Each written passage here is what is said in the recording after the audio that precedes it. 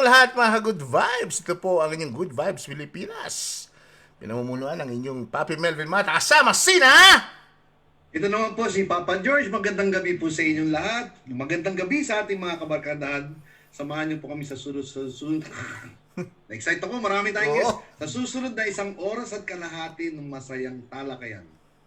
At ako naman po si Bibo Santos. Again araw ng mga puso mga guys malapit na Pebrero na At marami tayong sorpresa sa mga ating mga audience, sa ating mga followers sa Good Vibes Pilipinas. Again, this Bibo Santos saying, ang buhay natin dapat palaging Good Vibes Pilipinas. Boom! Ayan.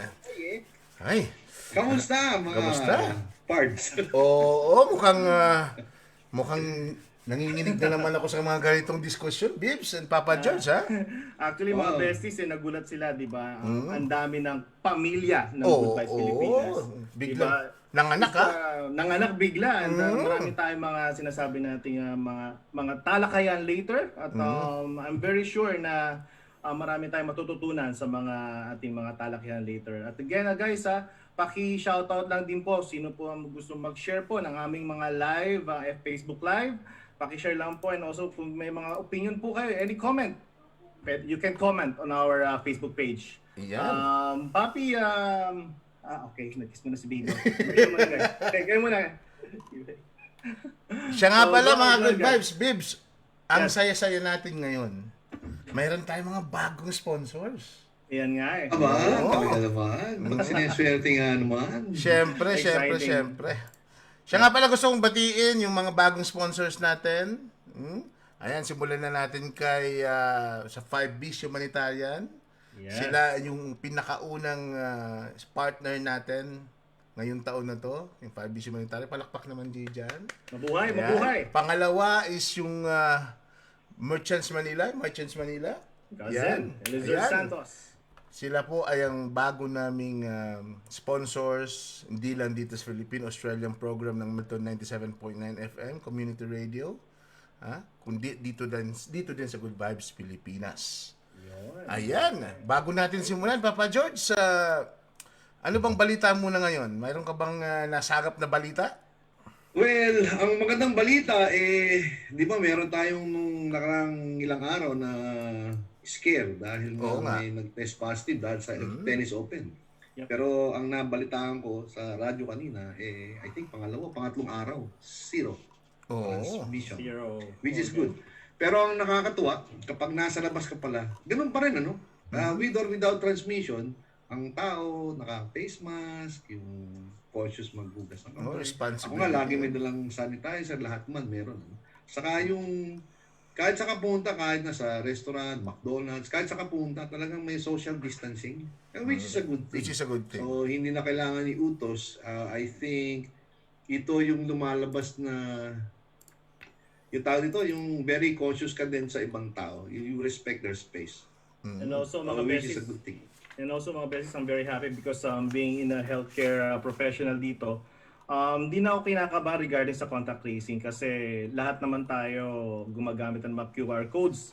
Every time na pupunta tayo sa restaurant, pupunta tayo sa mga mall, bago tayo pumasok, QR codes, di ba laging ilalagay natin na nagpunta tayo sa loob na yon. Tapos, when it comes to our government, in fairness mga besties, saludo tayo. Dahil napakagaling. They envy us actually all over the world. Kung paano natin nagawa yun. Of course, yung bagong president ng US, laging nagkokosto sa ating Prime Minister na yung naging model natin is gagayahin daw ng US. And also the vaccines, yung vaccine, ito na. Ayan na, kumakaway na sa atin guys. I-ready nyo na ang iyong mga shoulder. At just in case... Tusok mode? Tusok mode.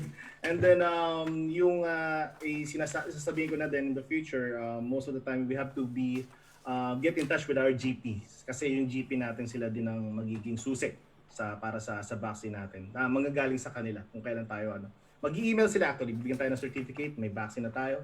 And then hoping na by the end of this 2021 ang target ng ating government lahat tayo is na nabigyan na tayo ng bakuna. And also sa Philippines, sa mga kababayan natin sa Pilipinas, I've heard na mayroon na silang bakuna na hoping na malagpasan na natin tong pandemyan to, mga besties, dahil actually 75% supposedly by this week is mag-start na sana kami mag-work from, from the office. Eh ngayon is medyo na hold muna. Actually affected naman talaga yung working from home eh. Pabor sa akin eh. Especially start na rin ng school. Speaking of school, commercial muna guys ha. Binabati ko nga pala lahat ng students namin sa Learners Hub. Yes. Lahat ng magulang, thank you very much for trusting us. And then start na fully operational na kami by next week. And then another commercial guys, I'd like to give a good shout out sa Western Honda Highway. Yan.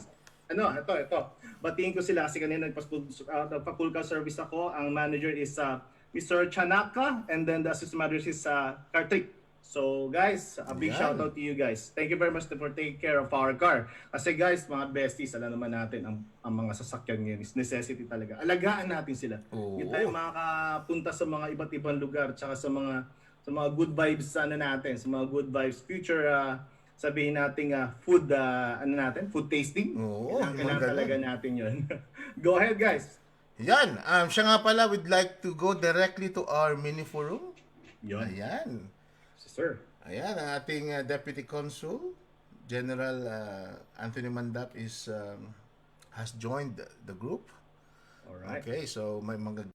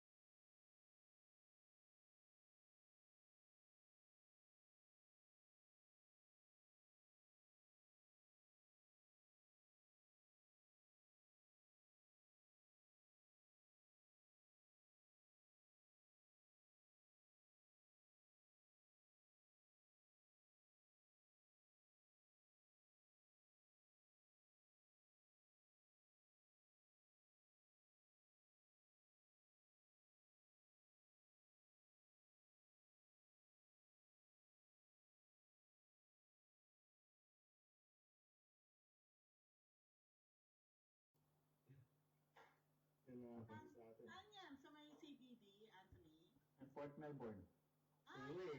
What a nice Medyo mahangin. near the beach.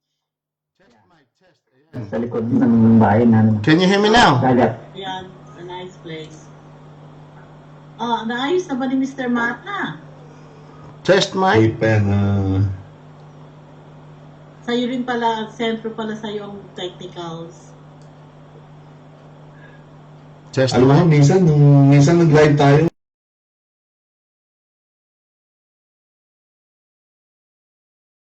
Yung mga lamesa niya, sabi ko, ako nahihilo ko eh. Ang lalaki ng mga monitor, tapos ang daing windows na bukas, sabi ko, hindi ko na kayang aralin. Test. Can you hear me now? Yes, we can Ayun. hear you, Papa Melbs. Are we live? Dahil Yes. pabayanan yata tayo sa Pilipinas, sabi ni Okay. Tita Melbs. Actually, I would like to introduce ourselves muna bago tayo pumunta sa forum proper. Ayan, ang forum natin ngayon, this is a semi-forum actually. Yung title ng topic natin is about the young Filipino-Australian leaders and professionals, their community roles and social responsibilities. Ayan. Medyo ano to dodgy. And our first guest actually is none other than Deputy Consul Anthony Mandap is here. Thank you for joining, sir. Oh, salamat. And Hindi na ako guest dito eh. So I'm here to listen to the young ones. And yung isa pa natin guest actually, this woman actually needs no introduction anymore because of the contribution she gave to the Filipino-Australian community. So she's former Victorian Multicultural Commissioner. She's a woman and a human rights advocate, and now youth na rin, advocate na rin, and a founder and director of the Silent Witness Network, which is on the family violence advocacy. And she's a very active community leader, and she also started Project Cultura, where it began 2 years ago. She set it up with actor Alfred Nicdao and si Licia kasama, Edwards, si Taz Zedi, at saka si Papa Al Veloso, si Ole Richard, Alma Ocampo, and the others, and lately nga si Dominic, si Dom Gonzalez. So then during the COVID, she organized the Filipino consultation where Gawad Kalinga Australia and the others with 5Bs as well got their funding from the government. So this woman is very active kahit saan nyo dalhin. Lalo ng COVID, ito pinakamaraming Zoom na nakikitaan ko na palagi active doon sa lahat ng Zoom meetings. This is, ayan, kasama natin siya magpa-facilitate. So she's a facilitator. Kasama natin siya as parang mag-react from lahat ng ating discussion tonight. Ayan, Ate Melba Maginson. Tatlo pala kaming mature age dito. Oo, dami nyo. Ayan na si Papa George. Gusto ko nga maging sombrero ko eh, parang di kita yung ebidensya. Ayan, welcome Ate Melba. Welcome, Miss Melba. Nakakatuwa at Melvin at dinesisyonan yung magkaroon ng ganitong forum, no? Napapanahon na. Ayan, no? Panayang nod ni Dennis. Ano, Dennis? It's about time. Yes po, tita. It's about time. Ayan, so I would like to call on magsimula muna tayo. I would like you guys, ating mga students, ating mga young professionals to initiate by introducing yourself. Simulan natin sa Pasko kay Dennis, and then kay Cam, and then kay Alicia, di ba? And then kay David. Are you good? Okay.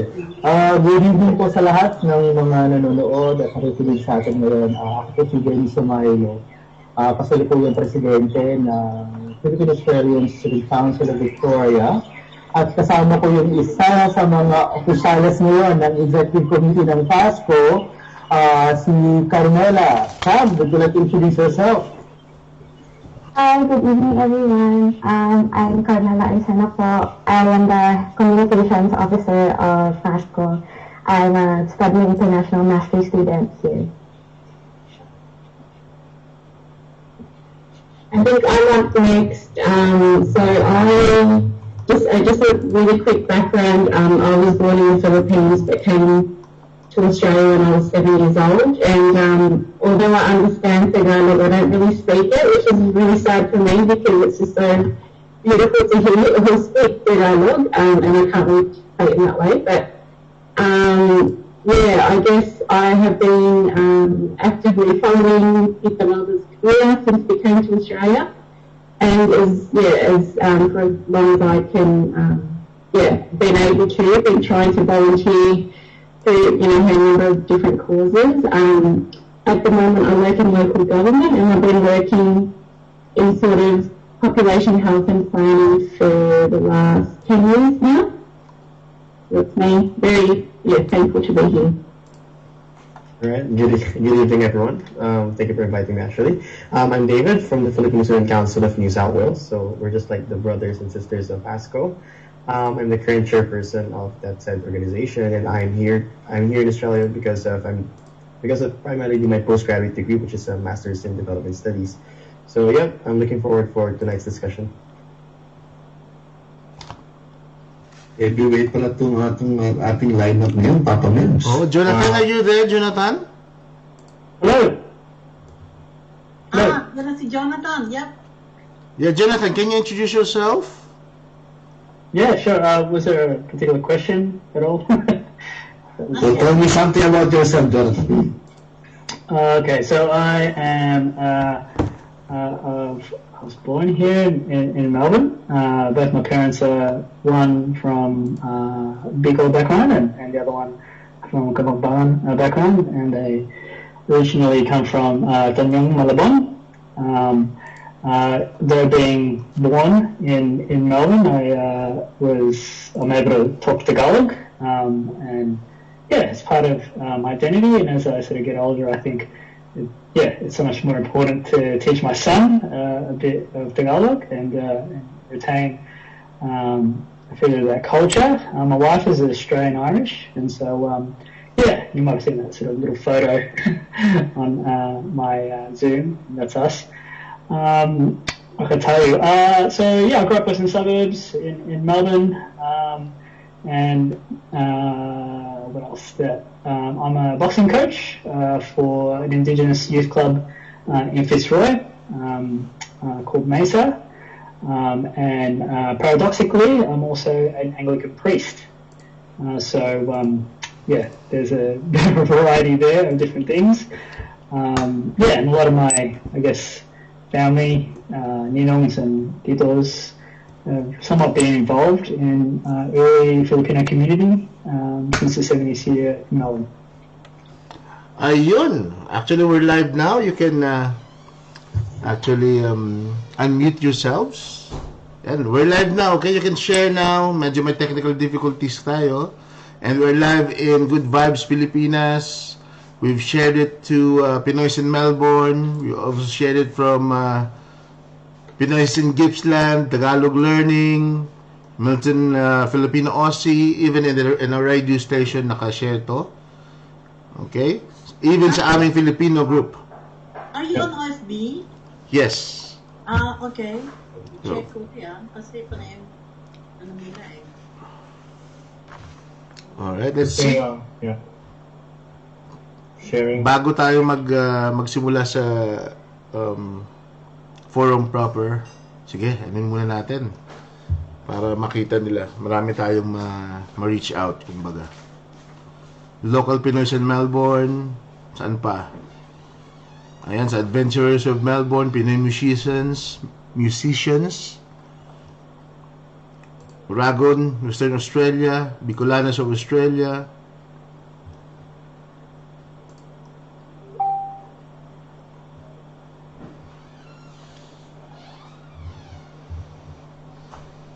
Filipino students in Australia,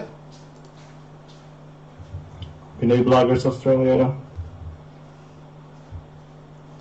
Ang daming Filipinos ano natin dito.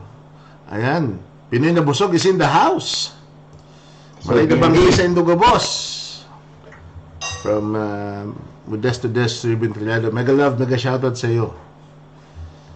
Alright. So, what is this topic is all about? Because I have parang i-share ko lang experience ko. I was from Bicol. I was a Sangguniang Kabataan chairman and also members of the Federation of Sangguniang Kabataan in our town, in our province. And then, pagdating ko dito, hindi lang ako dito napunta na din ako sa around Europe, but when I came here, parang ang ibang environment. So, yung parang gusto kong i-introduce myself sa Australian leadership, but it was so difficult because of some barriers, and that's the first thing that we're going to identify tonight, actually. And there's a good thing that Ate Melba Marginson is here, and Dep Col Anthony Mandap is here, just to witness and also gather the data of this discussion. Okay, so our team here at Good Vibes Pilipinas are always supportive of young people because we believe, and I'm sure our listeners also do, that they are the future of any society. Okay, kumbaga, we are not the problems of our country. We are the future problem solvers. Okay? So however, they should take leadership roles in every aspect of society. Hence, tonight, we would like to talk about leadership. Okay? So, can we proceed to the questions? Are you ready? Go? So you do that, Melvin? Yes, ate. Nasa FB na ba talaga tayo? Nasa FB na po, ate. Sa Good Vibes Pilipinas, actually, you can share this. Alam naman nila, di ba? Okay. Anyway, go on. Kunin ko lang yung link. Okay, do you have any information, introduction, Ate Melba, before we go on? Me? Yes, just to have some insights. Oh, yes. Yeah. I've been around for a long time here. I mean, more than 3 decades. And I'm just embarrassed to actually witness that leadership in the community has always been in the hands of older people like me. Okay? And there has never been a conscious, how would you call that? Conscious progress in terms of really encouraging the young people's voices in all, except FASCO. FASCO is very recent, but in all the organizations, in this in Victoria. So this is good, okay? It took a Good Vibes Pilipinas to actually start giving voice to our young people.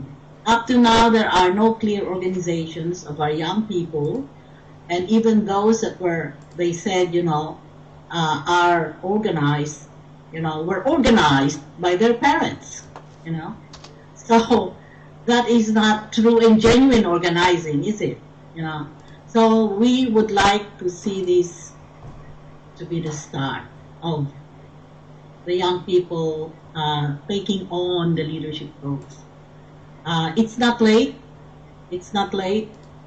Other communities are almost in the same boat as us. Okay. However, because they were more numerous than us, they are in better leadership positions as well. In government, for example, in politics, and in other civic organizations. So it's not late. And I believe not only do we have English, we are so well educated, highly educated, very talented and skilled community. So I hope the next 5 years, I'm not even saying 10 years, I think in the next 5 years, the leaders will be sprouting up. And yeah, this is a good start, as I was telling Melvin when he talked about this with me. Thank you. Yeah. Bibo, any more additional before we go to the first? First and foremost, thank you very much sa mga guests natin. Of course, si Atty. Mandak. Thank you, sir. Sa Tita Melba. First things first, before we start, ang gusto lang din namin malaman lahat ng manonood po namin, hindi lang po ito sa Melbourne, pati po sa Pilipinas, sa buong mundo. Good best mentality is all about pagkakaisa and bayanihan. Yung lagi number one. Gusto talaga po namin na maging tulay ang Good Vibes Pilipinas para magkaroon po ng magandang pagsasamahan. Hindi lang po ang mga Pinoy dito, pati Pilipino around the world. Gusto po namin magkaroon tayo ng magandang ehemplo sa mga Pinoy sa buong mundo. And then, nandito po ang Good Vibes. Magtulungan po tayo. Thank you very much po sa bibigyan po namin sa amin ng oras. And then, just in case po na may question po kayo, any comments, especially sa mga nanonood po ngayon, i-share niyo po yung Facebook Live po namin. Malaking tulong po ito. And then, mabuhay po kayong lahat. Mabuhay po kayo. Dapat George? Tatanong ko nga sana ano ba itong talakayan to? Competition ba to kung sino mas magaling? Yung mga nakakanda o yung mga nakakabata? Teka, magandang question yan, Papa George. Hindi pa ba yung sa mga na tayo? Good vibes na tayo, good vibes. Pero ang take ko, on a more serious note, I think this is a very good opportunity para doon sa katulad nun, yung mga nandyan to hear ano yung magagandang kwento ng itong mga kabataan na to. For sure, they have something there. On the other hand, itong kayong mga bagets, kung kayo masyado mahilig, nandun lang kayo. I think we're trying to pave the way, we're slowly knocking on their doors and say, hey, here we are, kami mga millennials, we're so ready. So ano bang pwede namin maitulong dyan? You know what I'm saying? So hopefully, out of this one, we create a spark. Yeah. So it's not competition, sino mas magagaling, yung mga katulad Rayhet. O yung katulad ng mga buhok ni Papa Melvin sa ni Bibo na, may itim pa ang buhok. Yun ang akin. Okay, actually, ang goal natin dito is to listen sa ating mga nakatatanda. We need to listen to these young professionals or future leaders. Yun lang muna ang gagawin natin, and then we'll have some conclusion after all, because their voices, sabi ko nga, the more voices that we can gather from different people, from different age, from different gender, from different communities, is the better result and impact that we can get from them. Okay? Yeah. So, papasukin natin si Mayora. Ito may isa pang sasabihin bago tayo tumuloy. Mayora, how's everything? Hi, Ate May, kumusta? Hello, eto, okay lang, nakatapos lang ng class. Hi, everybody! Ayan! Hello, Attorney, Tita Melba. Ayan, so, si Mayora, she's a teacher. So, medyo na-late lang siya, kaya, medyo tayo ng konti. But, sabi ko nga, Mayora, we are here, yung mga adult, hindi naman, lahat naman pala tayo adult dito. As grown, medyo elders dito sa discussion na to, we are just going to listen. Okay? After that, this is about the voices of the youth. Kasi sabi ko nga, there is a barrier between the Filipino, parang homegrown, tsaka yung mga migrants So, yun ang experiences natin dito. And let us identify those barriers and destroy them para magkaroon tayo ng better chance of what are the needs talaga ng young people into Australian leadership.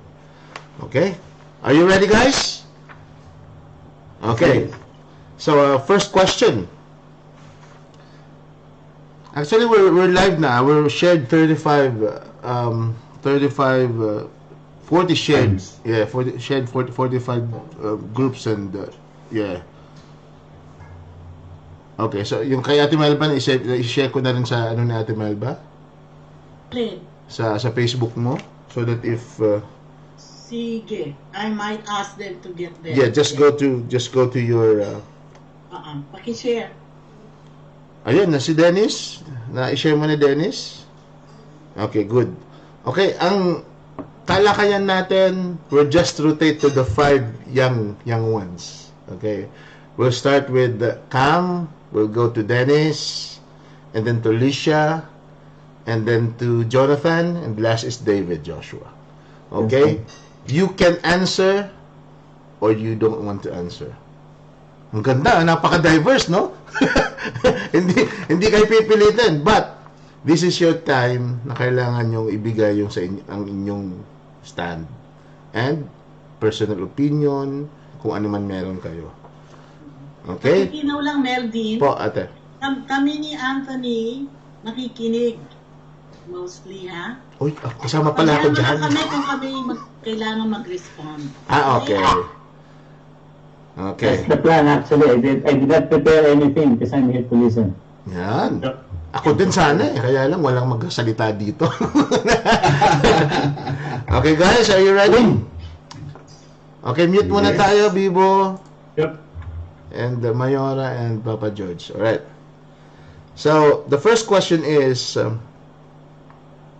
dito pa. There's no question yet, Jonathan.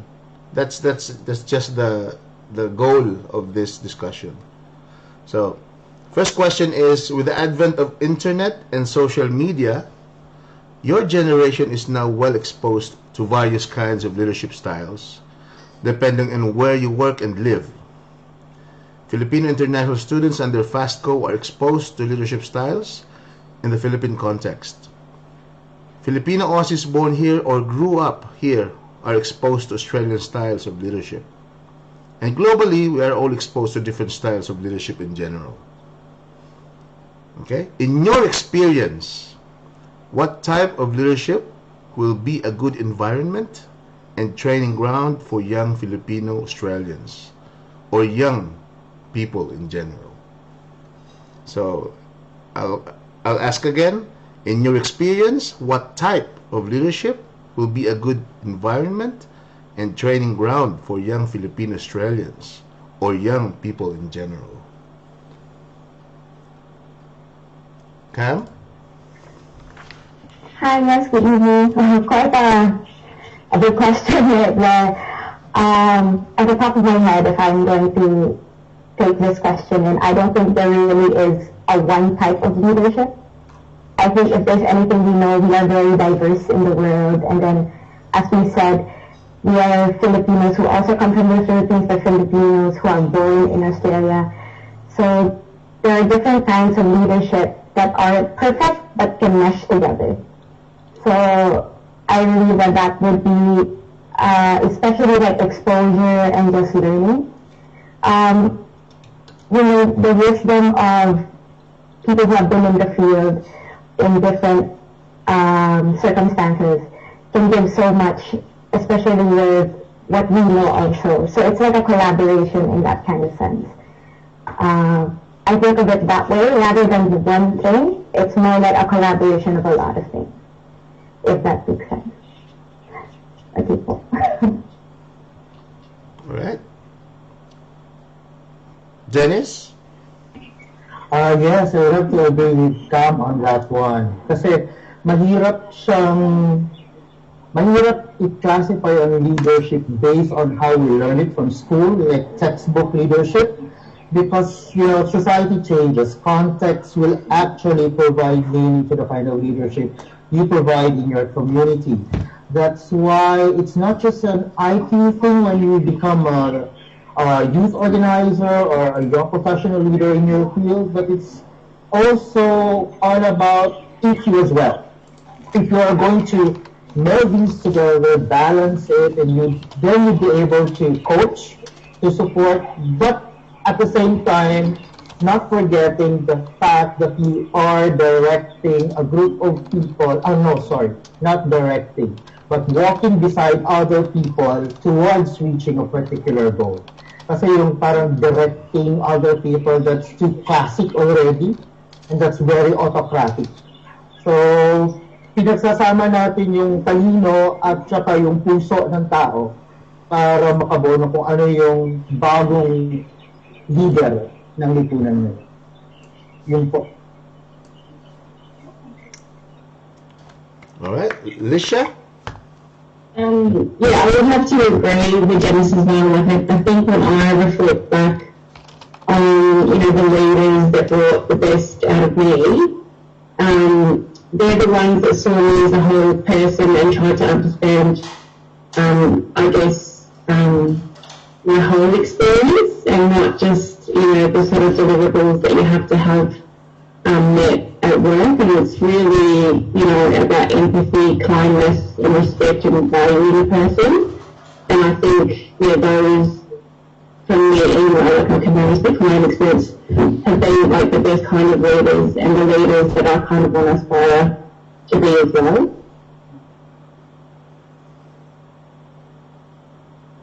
Taken. Jonathan?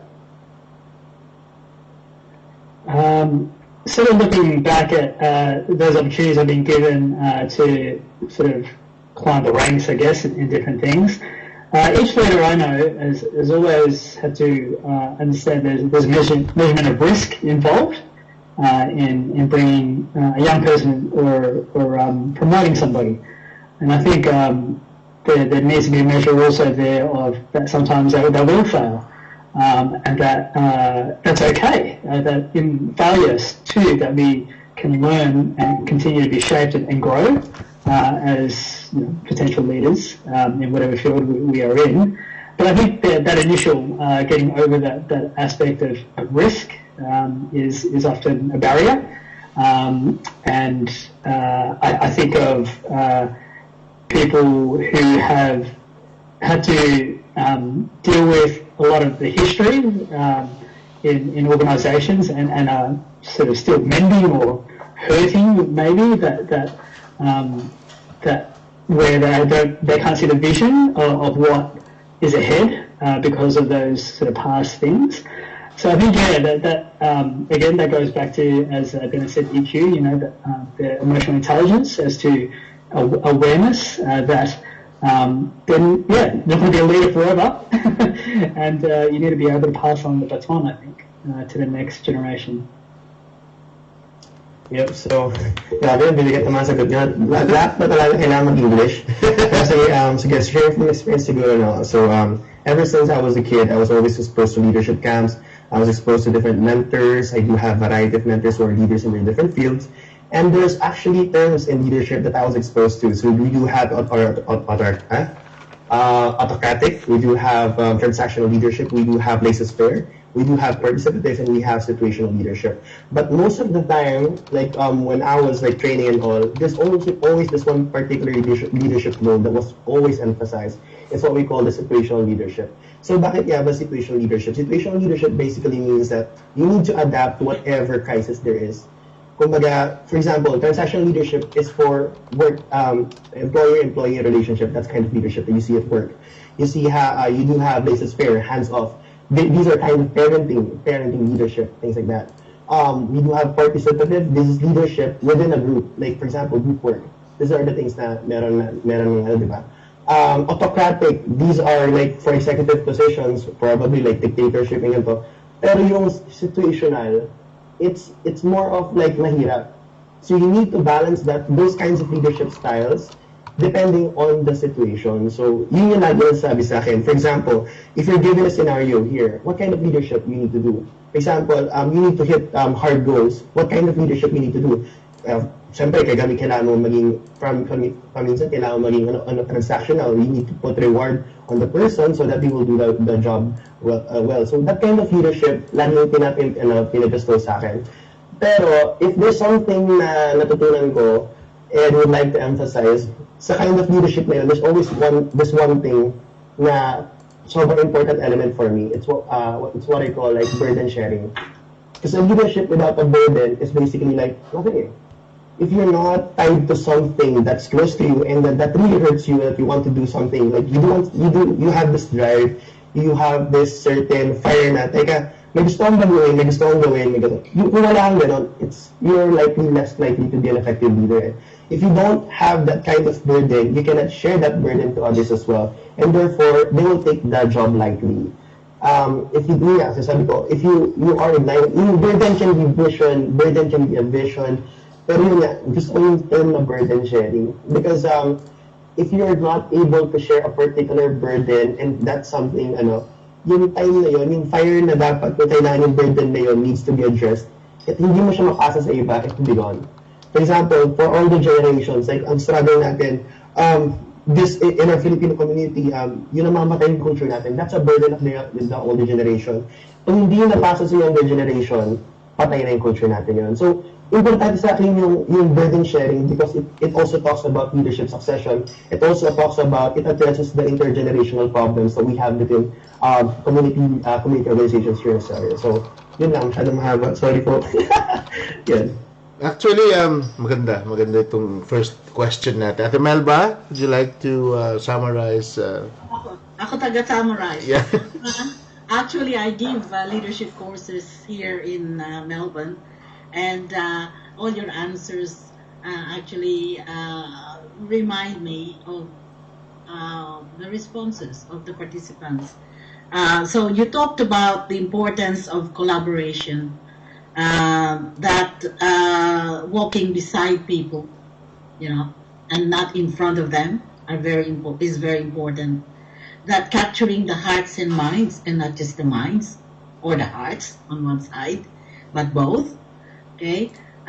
You talked about empathy, kindness, respect, valuing people, and humility. It's what Jonathan was referring to. Acceptance of failures. That's humility, isn't it? And then you talked about the importance of developing second generations of leaders. And that's what's lacking generally in most Filipino community organizations. In fact, that's the most damaging thing, that this crop of leaders that we have now, is doing to our community.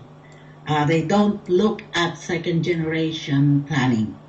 And lastly, I like the point of our lecturer, David Joshua. Wow, you should join us in our leadership courses, okay? As a resource person. Burden sharing. This is actually the first time I heard of this. And this goes into the heart of what Melvin and the Good Vibes Pilipinas told me about their goal. Social responsibility is about burden sharing. Okay, so yes, I think that summarizes what you have all just said. Kung meron pang dagdag, Anthony and Papa George. I'm probably the least relevant person here, no? Because first of all, I'm not young. This is a young people's forum basically, and I'm not a leadership guru. So I learned a lot just from listening, and I'm really amazed at the abundance of wisdom flowing out of the minds of these brilliant young people. And I just hope that at the end of this discussion, we will come up with a more concrete, probably plan of how to execute things, especially if we have a particular goal in mind with respect to the Filipino overseas community here in Melbourne. Like was mentioned, there are many kinds of leaders. There is not only one kind of leader that produces good results, and there is an ideal leader for every kind of situation. For example, in the Philippines, there is a good argument has been made about the kind of leadership we might need in the Philippines, because we're such an unruly people. Sabi nila, there's too much freedom, so licentious, so free in many ways that and also undisciplined, and that is why sabi nila it makes a case for a good, not just a good democrat leader, but a strong leader who has dictatorial tendencies. Kaya nga sinasabi na in cases like it has worked in Singapore, lagi nilang kinukumpare ang Pilipinas to Singapore. They had a dictatorial leader, but what kind of dictatorial leader? They said it was a benevolent dictatorship that they had. So again, it depends on the culture, the context, the history of the community, no? So tama yung sinabi, there is not just one kind of leader that we can mold ourselves after. But mine, as for me, the kind of leadership that I've always exercised, especially, I haven't been in many leadership roles in my life, but the way I handle, for example, the staff at the consulate and the office I've handled before is that simple lang yung simple lang yung ideals ko sa leadership na sinusunod ko, and these are respect for people's differences and diversity, being inclusive, uplifting, and empowering. Yun lang ang aking mga pamantayan sa pamumuno. Hindi ako namumuno ng by the books or whatever theory or model that we have learned in school or read in books. I played my ear mainly, but those are the basic tenets that I uphold, no? Respect, inclusiveness, and being uplifting and being empowering. And that's the way I try to lead and manage and encourage the people working with me. Ayun. Mayora, you have some additional insights dun sa natin? Oh, I'm actually very hopeful. I mean, seeing these people, I'm very hopeful, and yeah, it's really inspiring, and I'm just so really looking forward to be working with this group of people, in our community. And I think as I've mentioned siguro with Tita Melba, na parang when I moved to Australia 5 years ago, I was so confused. Sino ba talaga ang leader? Ang dami kong disappointment, ang daming kong kwento na disappointing, and alam ni Tita Melba yan. And seeing you guys and hearing you and your ideas is just very inspiring for me. And I remember one time David, diba? All the way on our train ride, we're just talking about how we can improve the community, and it's just amazing. And thank you for sharing your time with us and sharing your ideas with us. So, with respect to that, I will now proceed to the second question, Papi. Now, Papi George, okay.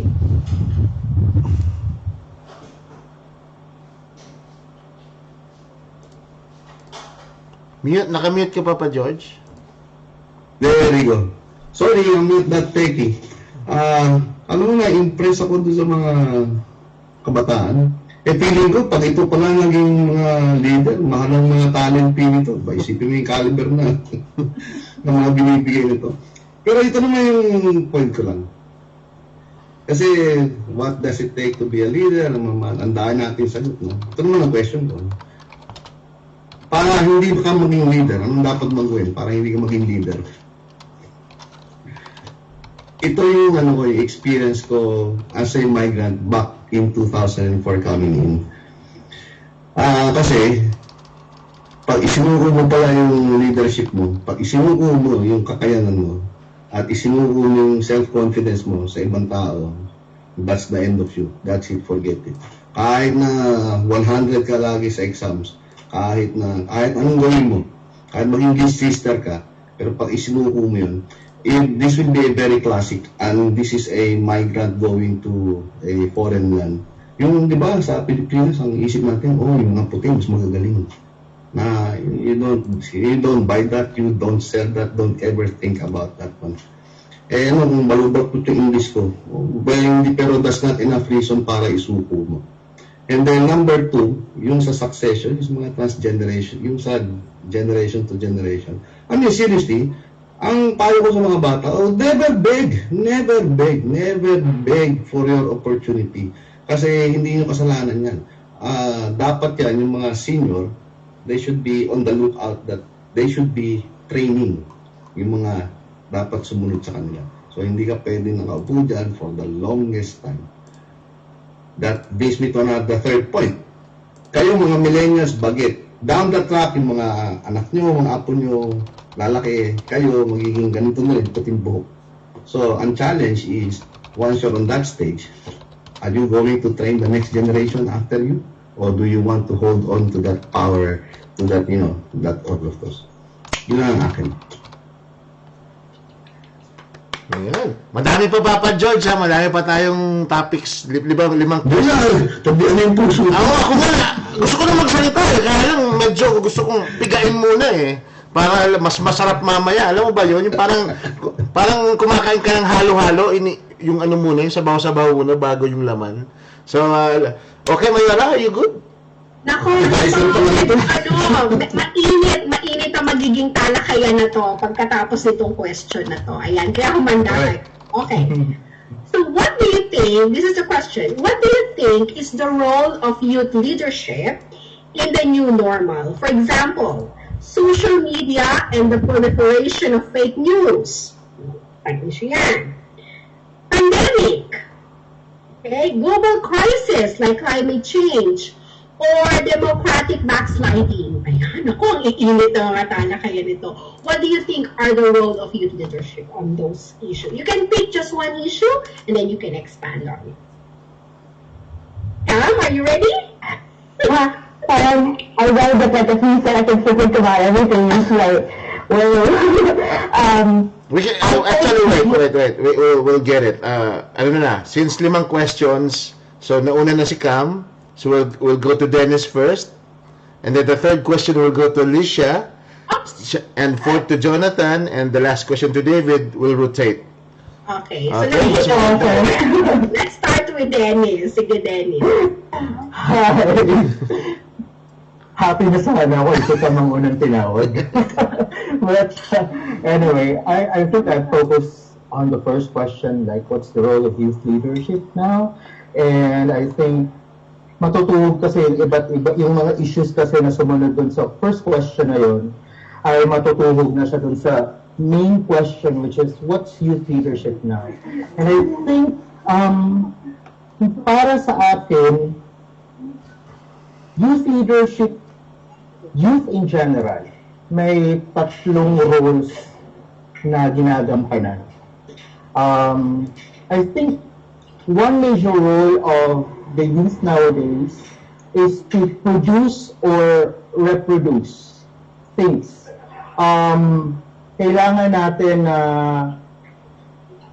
gumawa ng mga bagay na alam nating nakakabuti, pero kailangan din nating i-acknowledge yung mga bagay-bagay na alam nating nakabuti sa ibang tao.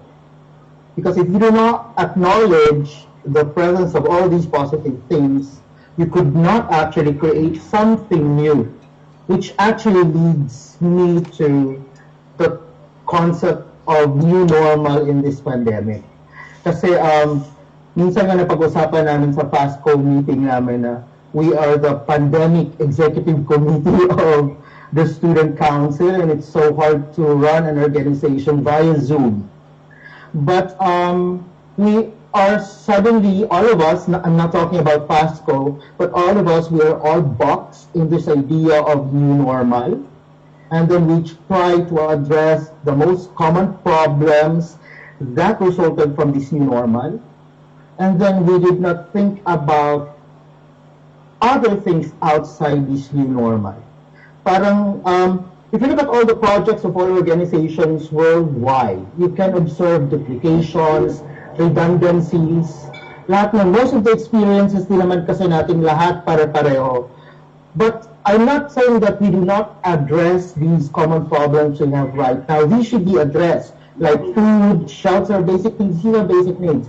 Yet we should also be aware that there are other needs that might crop up because of this new normal.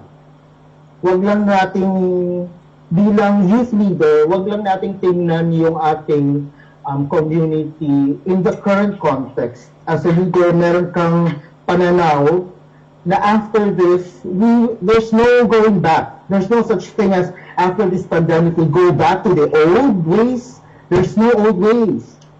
Okay, so then we will be facing new problems. And then what can we do now as new leaders?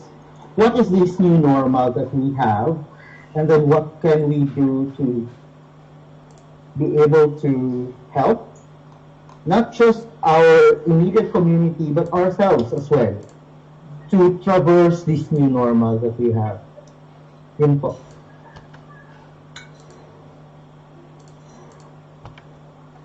Thank you, Dennis. Lisha, ready? So, it's a really good question. And I guess when I think about the last 12 months, and I guess the joint experiences that we all had, especially around social media, I kind of, the biggest things that kind of stick out to me is, the Black Lives Matter movement. So I think there's actually, if anything, more opportunity for mobilizing and connecting young people. And not just young people, like the Filipino community, and the proliferation of fake news is, it can be overwhelming. But I think when you see some of the things that have changed, even just American politics, and the positive words that have kind of been I guess, linked with, say, the Biden administration compared with the negativity and the divisiveness of Trump, which is, kind of a parallel situation with President Duterte, and the negativity, the fear-mongering, like that has a physical kind of adverse effect on me, and I didn't actually realize that until the presidential inauguration, and you kind of hear the shift. It was I guess the positive impact of words right now. So I guess that's the opportunities for us to challenge the fake news, the divisiveness, and just kind of amplify these positive words that can actually connect us all. And I think young people have absolutely a big place and a big platform through social media to do that. It sounds really naive, but I think it just, when I think the whole world, was moved by a poet. I mean, is that a bit, that's crazy. After everything that we've been through, this poet kind of stopped the world in its tracks, and it's just, that's the power of words. Hitler drove, a whole nation to absolute, unspeakable kind of crimes, and those were just words as well. So I think definitely the more we give young people an opportunity to kind of speak their mind and talk about the things that are affecting their heart and their communities, it's going to bring us together. Anyway, I'm calling it a bit of a... Thank you, Alicia. Jonathan?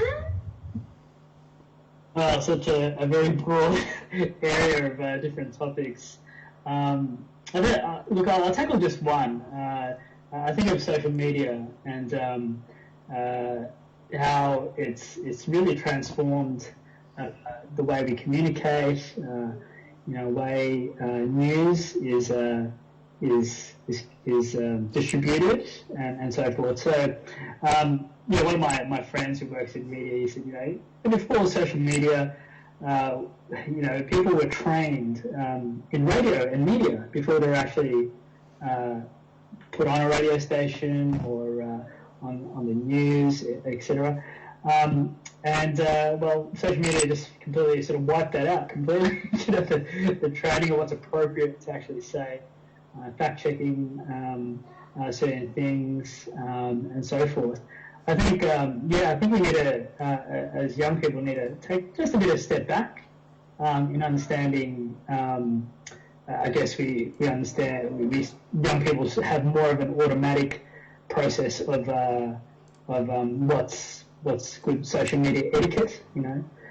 Things that you say. People are screenshotting, and so you still want to delete it. Someone's still got a screenshot of it.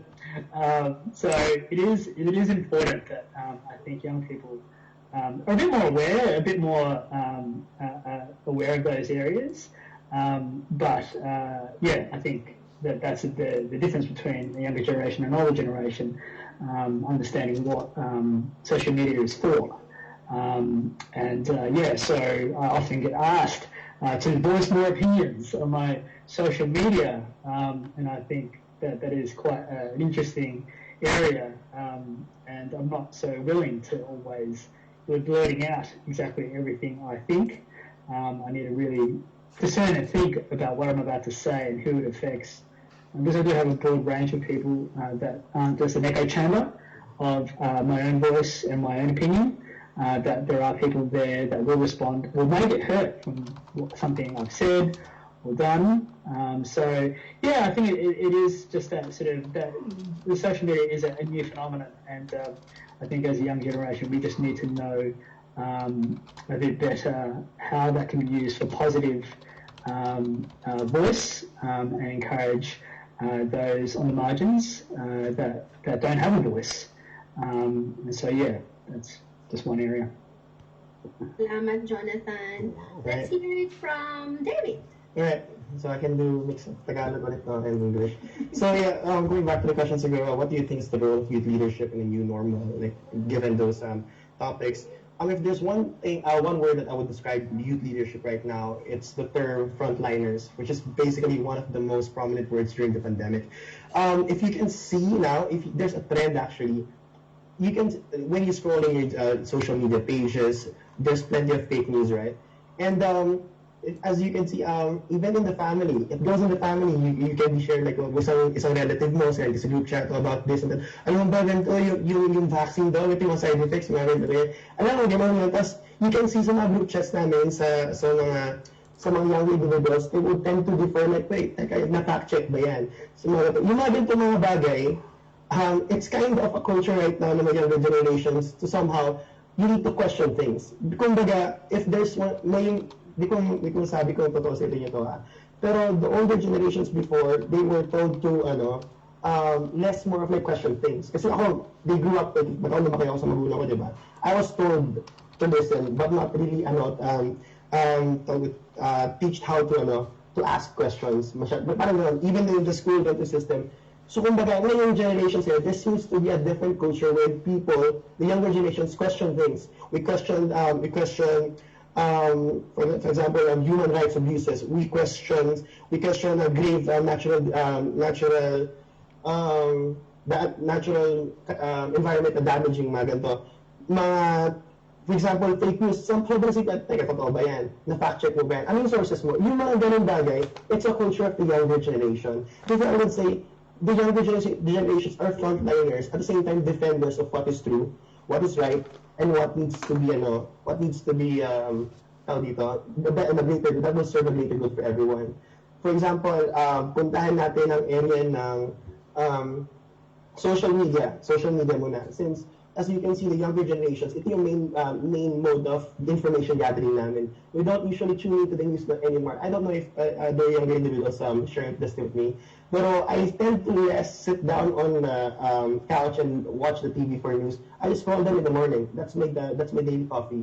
I scroll them, okay, this is what's happening to the world, and I see someone saying, share the fake news, change, unfollow, something like that. And if it really bothers you, it's supposed to be before we share anything, kasi it can spread false news, and also, didn't you know that false news can also affect someone else's mental health din, diba?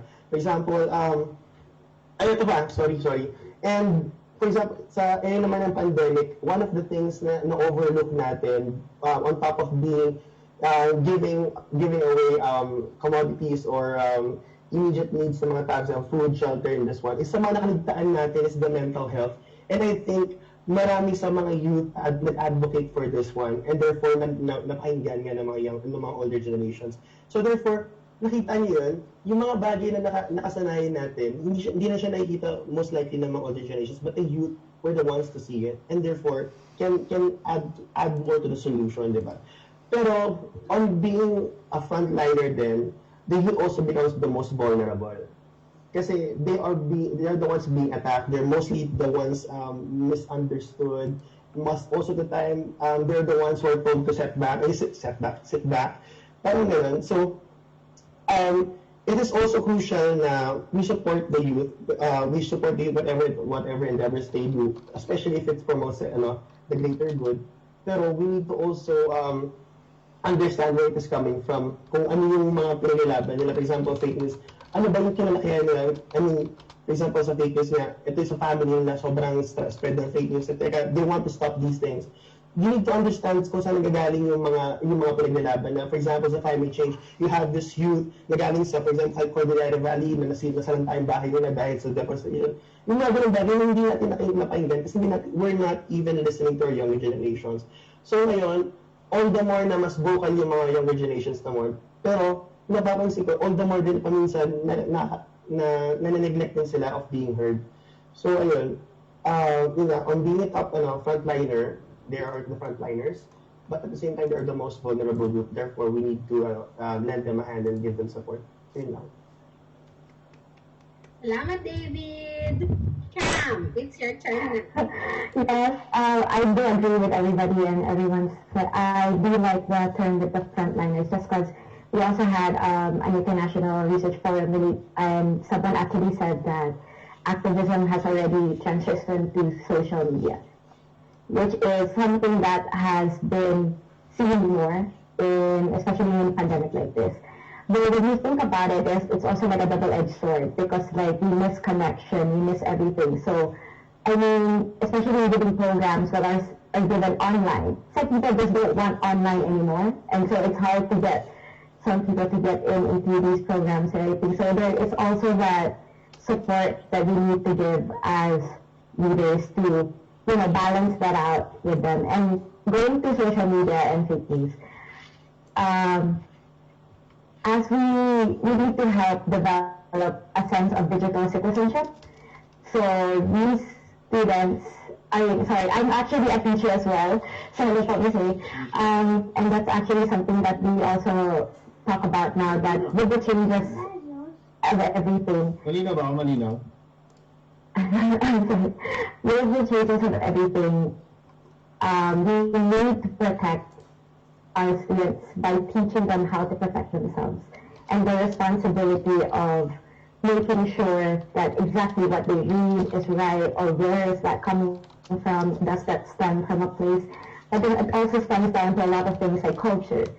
So my family probably comes from, as what David said, comes from this background, so we feel more strongly about something like this, which can also shadow our fact-checking.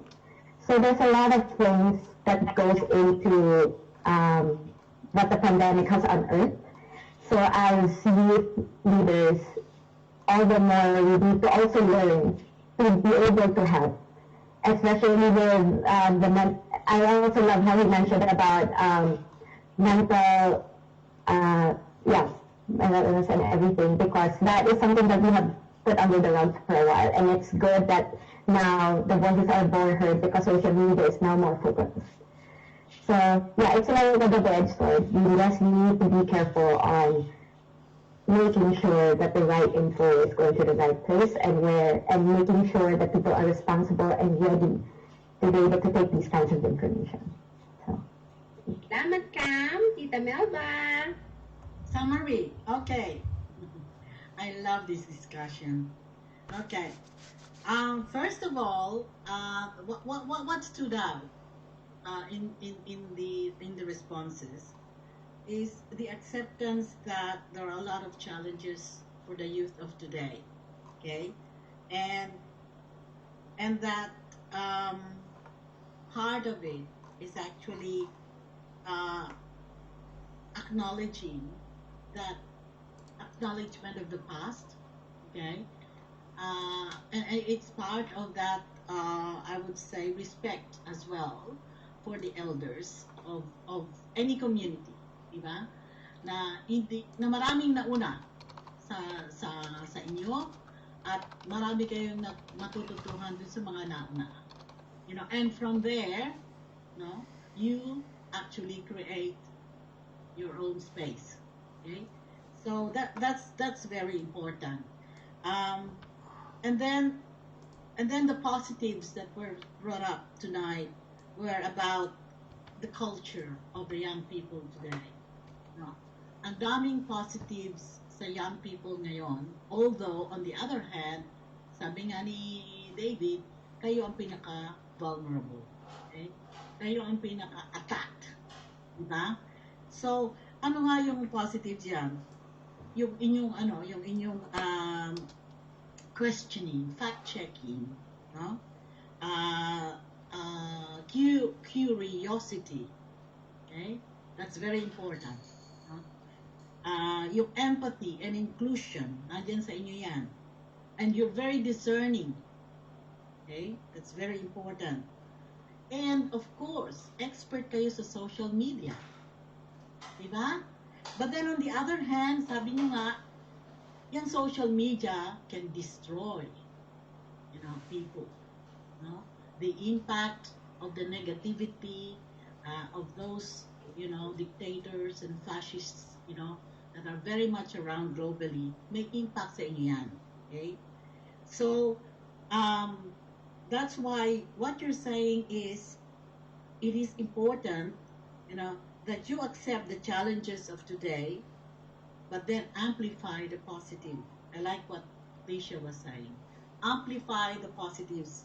And there are so many positives amongst young people.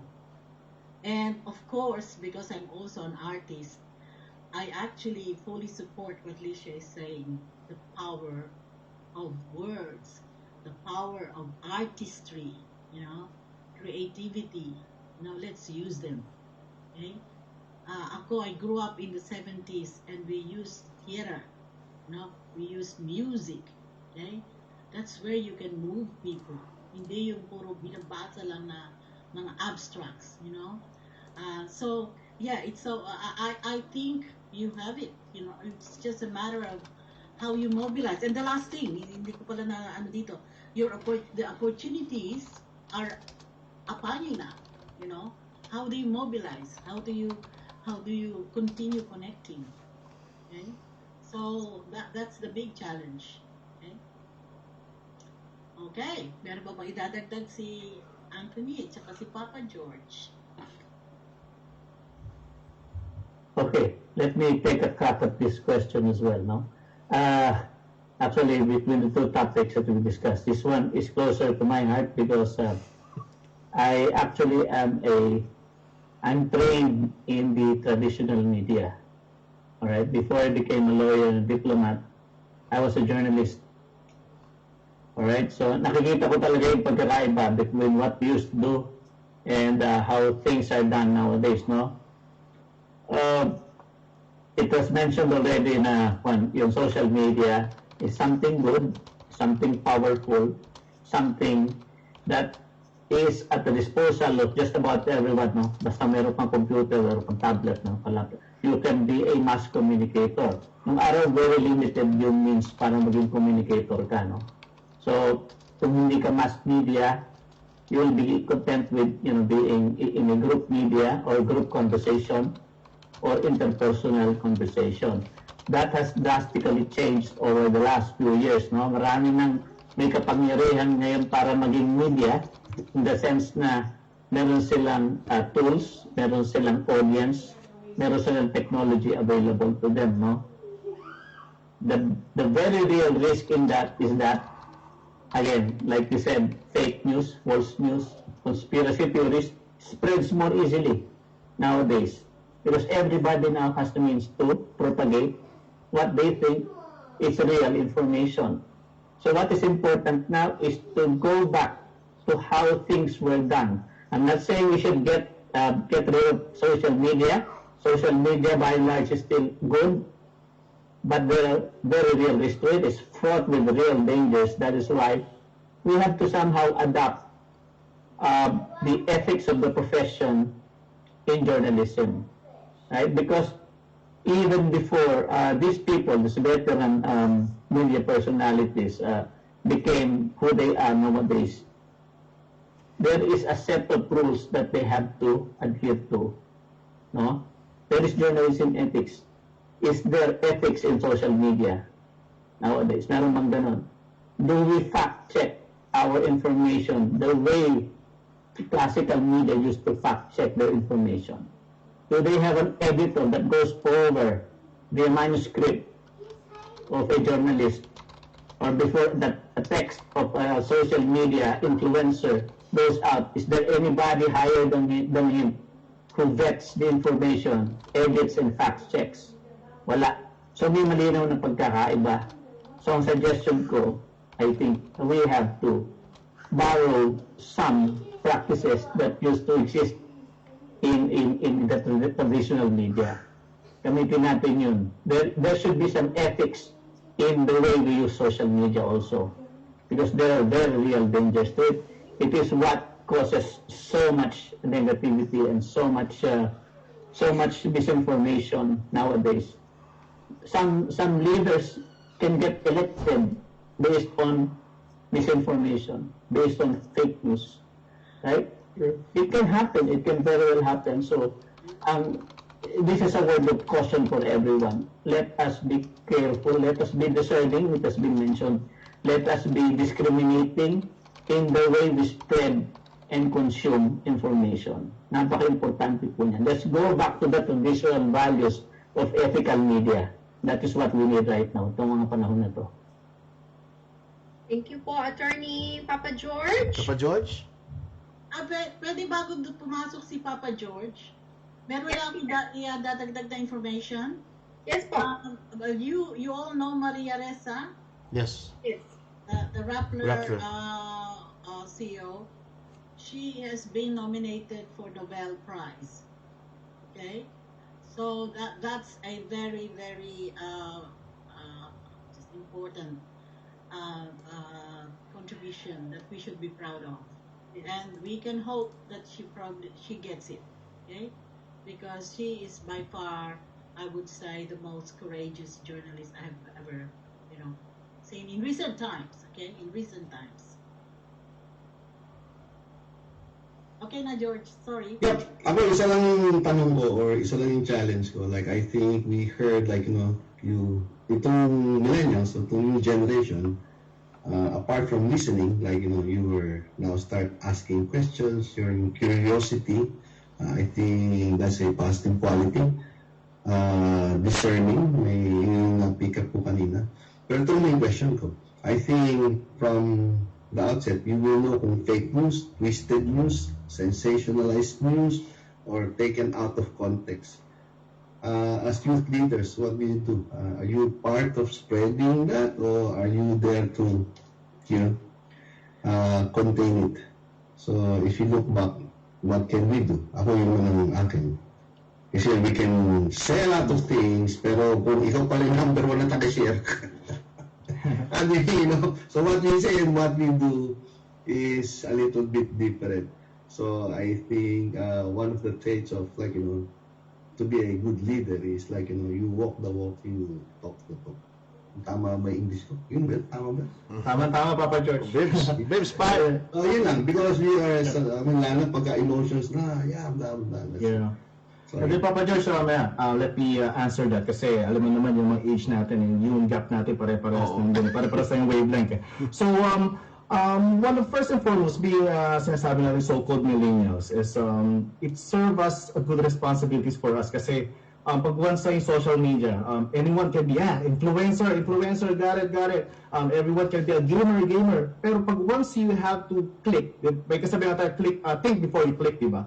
Pag once na sinasabi influencer, it serves as a big responsibilities. Lagi namin sinasabi yan, di ba? Pag once na responsibilities, kasi sinabi namin influencer, kaya sinabi influencer, you made an impact Not everyone else, pero meron ka pa rin talagang makakover talaga doon na pag once na may sinabi kang words or anytime may sinabi ka, especially endorsing a product, di ba? Not everyone can also be pleased by that Meron ka rin syempre yung sinasabi natin may influence, kaya tinawag na influencer ka, ganun, na kailangan pag once na may sinabi ka, especially in social media, in the media, excuse me, just most of the time, maging ano ka muna, maging responsible. I-filter mo guys, i-filter mo bago mo muna sabihin siya, kumbaga i-spread. Kasi sa nakikita ko ngayon, especially sa mga sinasabi nating mga social media event, most of the time, ginagawa din nila para for their own interest eh. Kunyari, meron silang, alam mo na, isang rapper, diba? Kita naman natin si Easy Mills, one of the good rapper ngayon, sinasabi natin na napakamakabaya. Yun hindi ko sabihin na hype siya, pero yung one of the good example, being a musikero, being a musician, na serve as a good example na kailangan ko mag-start. You have to start somewhere. Di naman lagi palagi na, of course, bagong as a migrant, bata ka pa lang, nag-transfer dito sa bansang to, hindi na lang pwedeng baw ka na ng baw. We have all the opportunities. We have all the, kumbaga, necessities. Of course, sinabi na dito ang good vibes, we have also to empathize, kumbaga, kung anong kailangan sa being a leader dito. So for me, being a leader, especially sa mga sinasabi natin young ones, start from yourself muna, diba? May kasabihan sa Leviticus, diba? I'm the captain of my ship, diba sinasabi? So, as being a leader, show it, pakita mo sa mga tao sa paligid mo, you've been a good role to them, most especially sa mga sinasabi natin sa family, start muna sa family, of course. Of course, I have a daughter here. I have responsibilities here to para yung confidence niya ma-train, para maging confident siya. Ang kailangan din we start with the family. Yun ang aking input diyan, mga besties. Happy? Di na ako magdadagdag masyado because I've heard lahat actually from Dennis to come, reality check eh. 'Di ba? Let's see kung ano yung parang nagsisimula tayong uli. We're starting from childhood eh. What is the good and bad? Dapat mag-identify muna natin what is evil and heaven eh, 'di ba?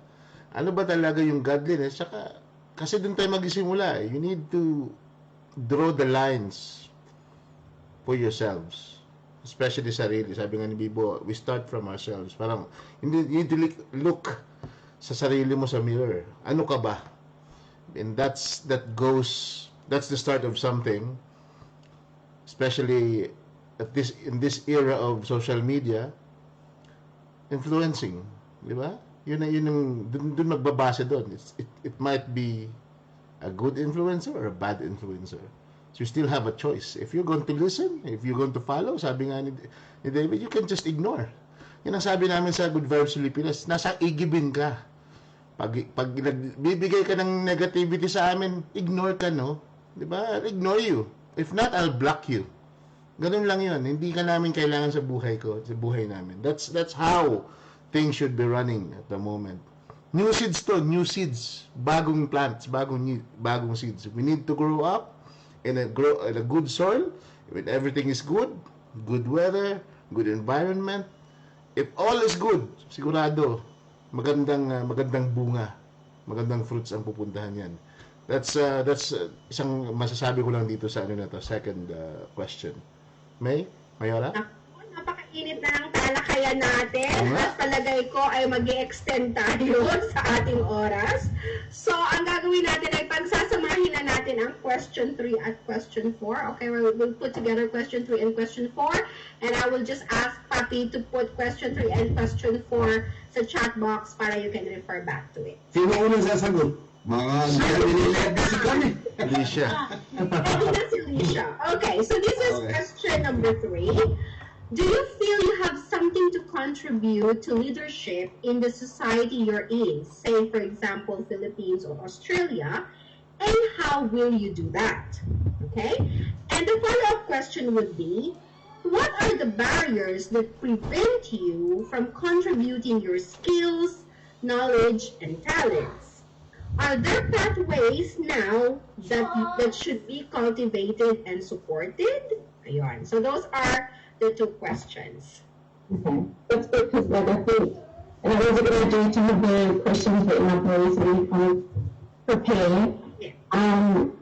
Yeah, I mean, the short answer is yes, I absolutely feel like I have a lot to contribute in terms of leadership in society and in my community, but that hasn't always been the answer. I think for a long time I felt like it was no, because really the community and the society is almost designed for a person like me to fail. Even in the Philippines, I think if we had stayed there and had the background that we had, with, you know, like we didn't have a lot of money, you know, I had a single mum, like those are the things that were kind of othering us, and therefore, I guess they were the barriers or the obstacles that we had to overcome, the stigma around that. So I always knew that I had to work harder, and rightly or wrongly, but I always knew I had to work harder. So compared to, say, my Australian classmates, I always had to get a better grade. I always had to put my hand up first because, you know, like it wasn't always going to be me that was going to be picked for those opportunities.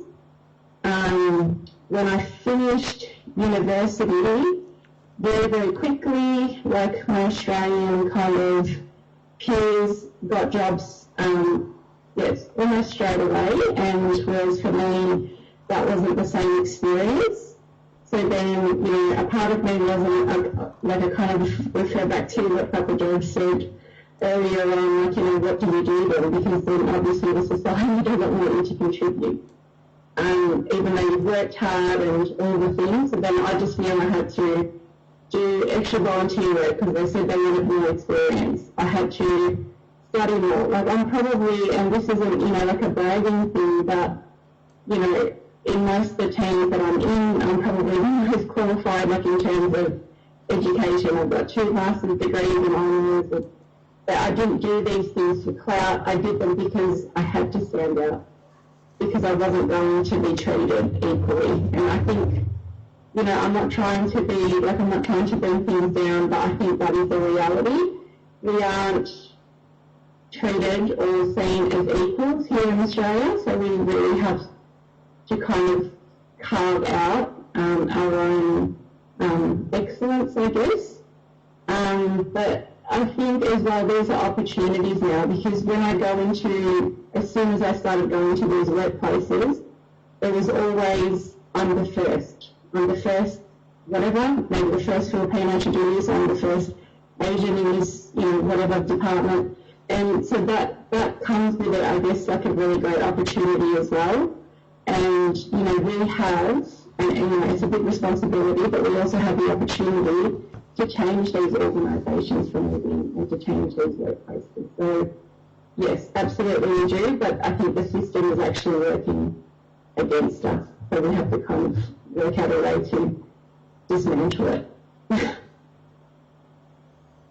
Thank you, Lisha. Love it. Jonathan? Yeah. So look, I think one of the biggest things I do in terms of or contributing to leadership is forming young people. You know, I've always been able to sort of step into or defaultly get into roles where I'm some way mentoring or just sort of encouraging whomever I'm sort of given. So that is not just in a Christian community context. That's also in a non-religious context too. I work I was previously at the Footscray Youth Club, and then I spent about 10 years there, and then also at the Fitzroy Indigenous Boxing Club. Now, in those both circumstances, I see that as an opportunity to shape young people. Often boxing gets a bad rap, you know, it's full of violence and so forth, but the particularly the tradition and the discipline I was given wasn't all about that, and the certain principles that are transposable from the boxing to real life. And so, just getting and instilling resilience a lot in young people has been a real key thing, but also knowing that you're subverting a network of people around these young people to have support. So in the club I'm in, I've got 60% who are Indigenous, and then trickling in of Sudanese and Vietnamese and Russian young people that are living in the commission flats in Collingwood. And so I think you're shaping young people from the ground up. I think is so important, and I think that will continue as long as I live to actually shape those young people to strive for leadership, strive for the greater things that they're possible.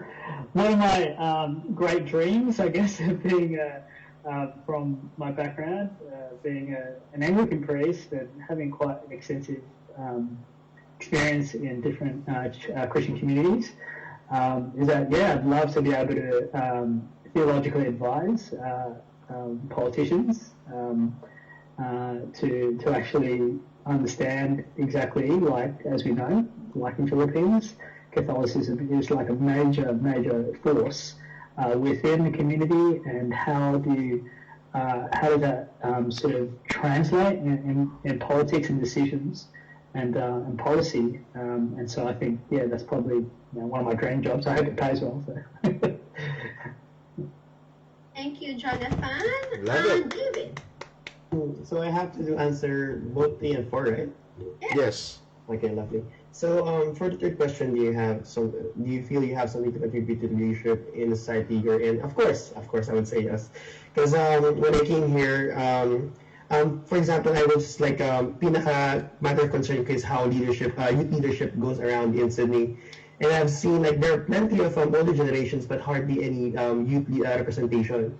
So there was this, if I can share an anecdote, there was this one celebration of Rizal Day commemoration here in Sydney, wherein the Consul General himself invited different organizations. It was like, wait, why is there only one Filipino youth group here, which is the FSC that time, and there was like around 20 or 30 other groups there, and it was like, we're commemorating Rizal, and he's the one who said the youth is the hope of the future, diba? Of the country, ang kabataan, ang pag-asa ng bayan. But here we are, we only have 1% representation. So parang nakita mo yung address na, teka, nasa yung youth, gano'n. And so, ano yung nakakatawa kasi, the Filipino groups here in Rosario, at least the migration, as far as concerned, has been here for decades. But we don't have a certain sense of like a consistent youth group here that really supports younger Filipino individuals here. So napansin mo rin, nakita ko doon na sobrang watak-watak ang mga Filipino youth to the point na even the younger Filipinos here don't want to identify themselves as Filipino. They try to navigate away from being Filipino because they're kind of ashamed of what's been happening around. Like they try to be Filipino. Oh, you're the talkative people, loud and proud, Indeed. This and that. So parang, alam mo, as a youth, I was like, teka, youth, the Filipino youths are not like that. So it's like, there's been this culture that's been disrupted. There's this like lack of passing of the baton. There's this lack of sharing of vision, this burden sharing and also. Gusto ko bring down yun to the core, and that's how I want to build up the Filipino young individuals here in Sydney. So yun pala naman yung kay jurisdiction ko. So okay na yun. Pero but that alone is a very hard job for me. And I always keep on reminding my colleagues and other Filipino officers that like if you're looking at this as something to do fun lang, it won't last long. We're just gonna barely survive. But if you see it as a matter of like, teka, we're shaping the young minds, we're shaping the minds of future leaders here. This is a training ground, a breeding ground. If you treat it that way, nakita mo na we will try to answer or at least somehow regain that sense of Filipino identity. Even the sense of a young, kumbaga, ito yung gusto ko yung term the sense of being a Filipino global citizen. We are here migrants, like a second generation na ngayon iba yung mga Filipinos dito, but there's this sense na, teka, hindi man tayo, we're not just belonging to a particular group, pero can you see that global sense that, teka, you're here for a purpose You're in a first world country. What can you do about it? And what does it mean to be a Filipino in a first world country? So yun yung mga bagay na gusto kong contribute to sa current landscape ngayon sa leadership here and organization. So first, I want to regain that that sense of forgotten Filipino, younger Filipino identity, and somehow promote that one. And then on top of that, siguro, in doing so, there comes the ideas. Mag-overtime ako, sorry. Siguro ma-share ko lang, no, here in Sydney alone, we're kind of used to different events that's been running around by Filipino organizations. So, kumbaga, we're kind of lacking the new ideas na, and siguro, with the help of, so it's not just like my job, but other younger individuals, and there are actually thriving younger groups here na, so not just me, we can devise of new ways, we can devise new events, we can devise new avenues for us to promote Filipino culture and also strengthen that sense of Filipino identity, regardless of wherever you are. So, gusto namin i-game yun. Gusto namin i-attract yung youth again na, teka, it's really good to be a Filipino. It's nothing to be ashamed of. It's not something na Filipino that you live to negativities, but there's something like, there's something to be proud of and there's something to be working on that can lead to something beautiful. So yun yung gusto ko lang inculcate. And that's something I can contribute to sa third question. For the fourth question, I really do agree with Lisha in this one. It's more of like the barriers here is more of like a built social norm. Regarding race, though hindi mo siya mapapansin, there's also systematic racism in terms of non-Australian members here of the society. We do have, sa professions alone, we do have Asians, hindi lang Filipinos, but we also have Asians who are kind of neglected of their talents because of them belonging to a different race. So, for example, in the classroom as well, yung the ones we do have like I don't want that to be a part of that group because this particular group of people is too noisy. You're kind of somehow neglected of the opportunities from you because you're kind of built on that social norm that Filipinos are this, Filipinos are that. And not just Filipinos do share that same burden, no, but also other Asian that I'm really very much aware of. So if there's a platform lang na we can somehow produce, or there's like an avenue for us to really contribute to, it's that we need to support each other, I would say, and then like let our voices be heard out by those people that we came here for something good. Okay, I studied here to be better, and I have something to contribute to, but please allow me to, and treat me as equals. Yung sabi ni Alicia, we need to be treated as equals then, so that we can be given the same opportunities, and therefore we can even expand our horizons to grow better, to grow ourselves better. At the same time, we can impact more sa community to which we belong to. So yun lang. David, can I hear it from Dennis? Hi. To answer the two questions, I think we need to acknowledge that each of us have social power. Yung context ng social power, it's a bit dated. Kumbaga, like, I think it's in the 50s or 60s. But I think it's still very applicable if we know how to identify what our social powers are. For example, like kami ni Cam and David, for example, we are part of a student council. We share this certain legitimate power because we were elected as officers of this particular organization. But more than that legitimate power, I believe that even without that legitimate power, we still have that referent power to influence others. Meron tayong nakikilala mga tao na kumbaga, yung charisma ng isang tao, mahuhulog ka talaga sa charisma ng isang tao, the way a person would talk, the way a person would carry himself or herself in a crowd, in public, madadala ka. So kung meron kang, pag na-recognize mo yung ganong klaseng power mo, then you are actually able to influence others. Recognizing this will give you ideas on how to be able to serve your community. I think that's what Nisha said earlier. And to extend David's answer, that leading an organization actually is more than a training ground. I think I would like to call it a bleeding ground. Sorry. It will not always be full of highs. when you lead an organization or when you consider yourself a leader. A leader, for me, is a wounded soldier who decided to stand up and move forward. I would like to put emphasis on who decided. Hindi yung parang dahil hinila siya, pero dahil nag-decision siyang babangon ako. And I would like to be. Personally, yung aking kabataan pa, I always ask myself, how do I want to be remembered?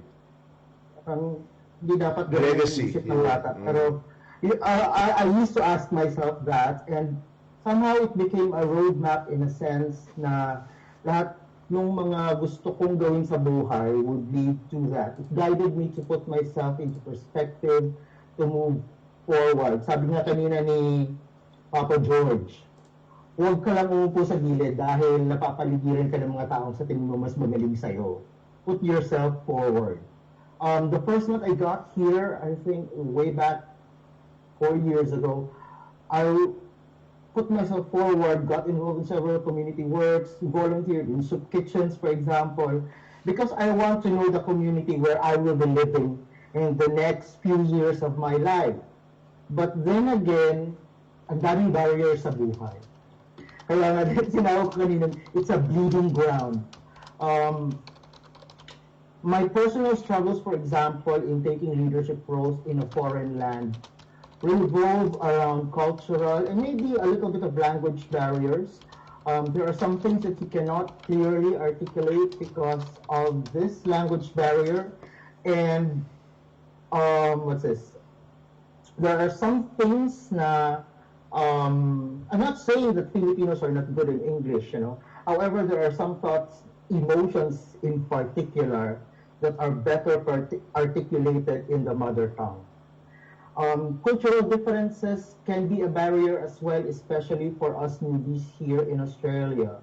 Our set traditions somehow put us at risk when we go out and fight in the global arena. Example, in the organizational culture, it's very different. Parang sanay tayo sa Pilipinas na maghihintay tayo, i-acknowledge tayo, pero pag lumabas na tayo at nasa global arena tayo, makikipaglaban tayo para sa isang spot na yan. Even the education system is very different as well. You are always reminded by your professors that it is okay to, express yourself, to ask questions, rather than a teacher who just tells you these are the things you need to learn and that's it. And these are the only correct things. So looking at things, and that's it. So putting yourself forward, but at the same time acknowledging that you don't need a specific elected position to be a leader in a community. Yun po. Galing ah. Si Cam? Si Cam ano? Salamat, Dennis. Cam?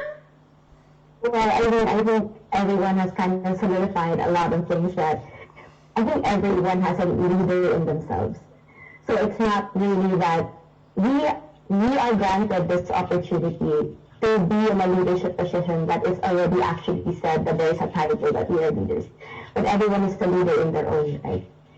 And it's the same. I think our responsibility, I'm quite, because I've been stuck with the pandemic, so we haven't been able to do much on, I don't need a video for like a year. So anyway, I'm gonna go back in like a few months. So it's quite sad that I won't be able to assimilate as much. But with what I can do, with the skills that I do have, that's I think what I can give, and that's all I can give. And it's that openness and willingness to just learn as well that, that's why I said that there's so many different kinds of leadership. I have this kind of perspective, you have this kind of perspective, and that's why this conversation is such a beautiful thing, because I'm learning so much from all these other youth leaders that I would never have thought of. So it's that kind of collaboration. And then especially if we're talking about cultures as well, like I'm a Filipino that came from the Philippines, but also grew up quite Western in that sense. So my assimilation here is also quite different from someone who has been like truly Filipino also. And there's so much that the culture of Australia has also like showed us exactly like with the education system. Like, it's okay to say, to raise your hand and say your stuff. It's okay to say the leader. Right. Or it's okay to express your views and you won't be judged for it. Or even that simple notion of there's no such thing as a stupid question. It's those kinds of things that really changes our perspectives and influences on how we become leaders. And it is that as if we are also teachers in our own right. I feel like everyone is a teacher in their own right, but our stories are what we share, and our stories are ones that will teach others, and their stories also influence yourself. So parang ganun po. I'm not sure if I answered the questions, but I mean, I think everyone has given so much in this conversation, and I'm so grateful to be a part of this, and thank you po sa lahat ng answers. Hey, thank you, Tita Melba. Yes, my God. Alam nyo, dapat palitan nyo yung mga parliamentarians na. Oo. Nangingidig. Actually, nangingidig ako, Ate Melba. Nangingidig ako. Yung mga Christensen at Craig Kelly na yan, ako, palitan niya ng mga Pilipino. Okay? My God. It's so inspiring. Okay. Pinakamahalaga sa mga sinabi nyo, is the fact that you're very much aware of the need to connect and to identify what really is the Filipino-Australian identity. Okay? Okay, you said it in different words, but then I really think that is what should happen. And you need to connect, yung mga Filipinos sa Sydney, sa ACT, etc., etc. I think it's about time we have a national conference of Filipino Australians. Young Filipino Australians para, put it in the public, yung agenda ng mga young Filipino Australians. Okay, systemic racism and inequality. That's the biggest challenge that we have in this country. This country, don't believe that it's a country of, roses and opportunities all the time. No way. Marami kaming pinagdaanan. Kayo rin dumadaan sa mga problema, di ba?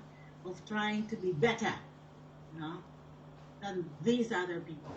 By the way, I deal a lot with other migrants and refugees. So what you're telling us now is just the same as what, they actually experience and feel. Kaya nga, it's first step, importante yung connecting ng mga Filipino-Australians and at the same time connect to the wider, Australian community of colored people. Okay? Colored.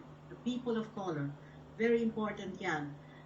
Siguro yan mga, pinag-isipan natin, ano ba yung mga next step? Well, that is definitely a next step. Change organizations from within.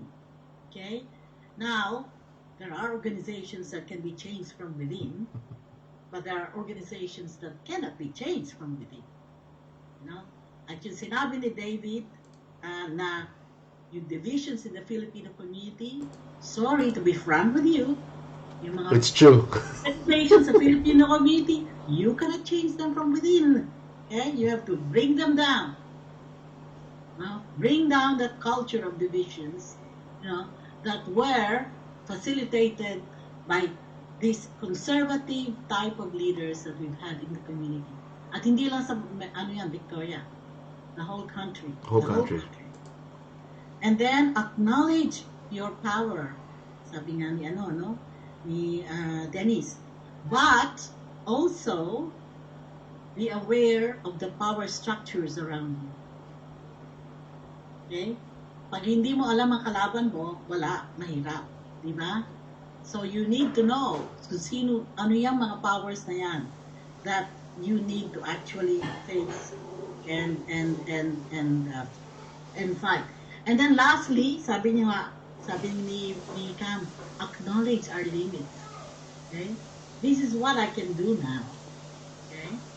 Hindi tayo pwede mamayagpag at kung saan-saan tayo mag-join ng mga organization. Focus. Ako yan na natutuhan ko. Nung dumating ako dito, parang naging flavor of the month. Kung sino-sino ang mga, nagde-demand ng time mo. Hanggang sa, nawala, Hindi naman sa nawala ako sa focus, pero nahirapan akong mag-struggle sa time demand sa iba't ibang grupo. So now, I think, this discussion is gonna be forcing you to focus. Okay? It's a really good start, as I have always been telling people. So, yeah, let's hear from the other mature age elderly here.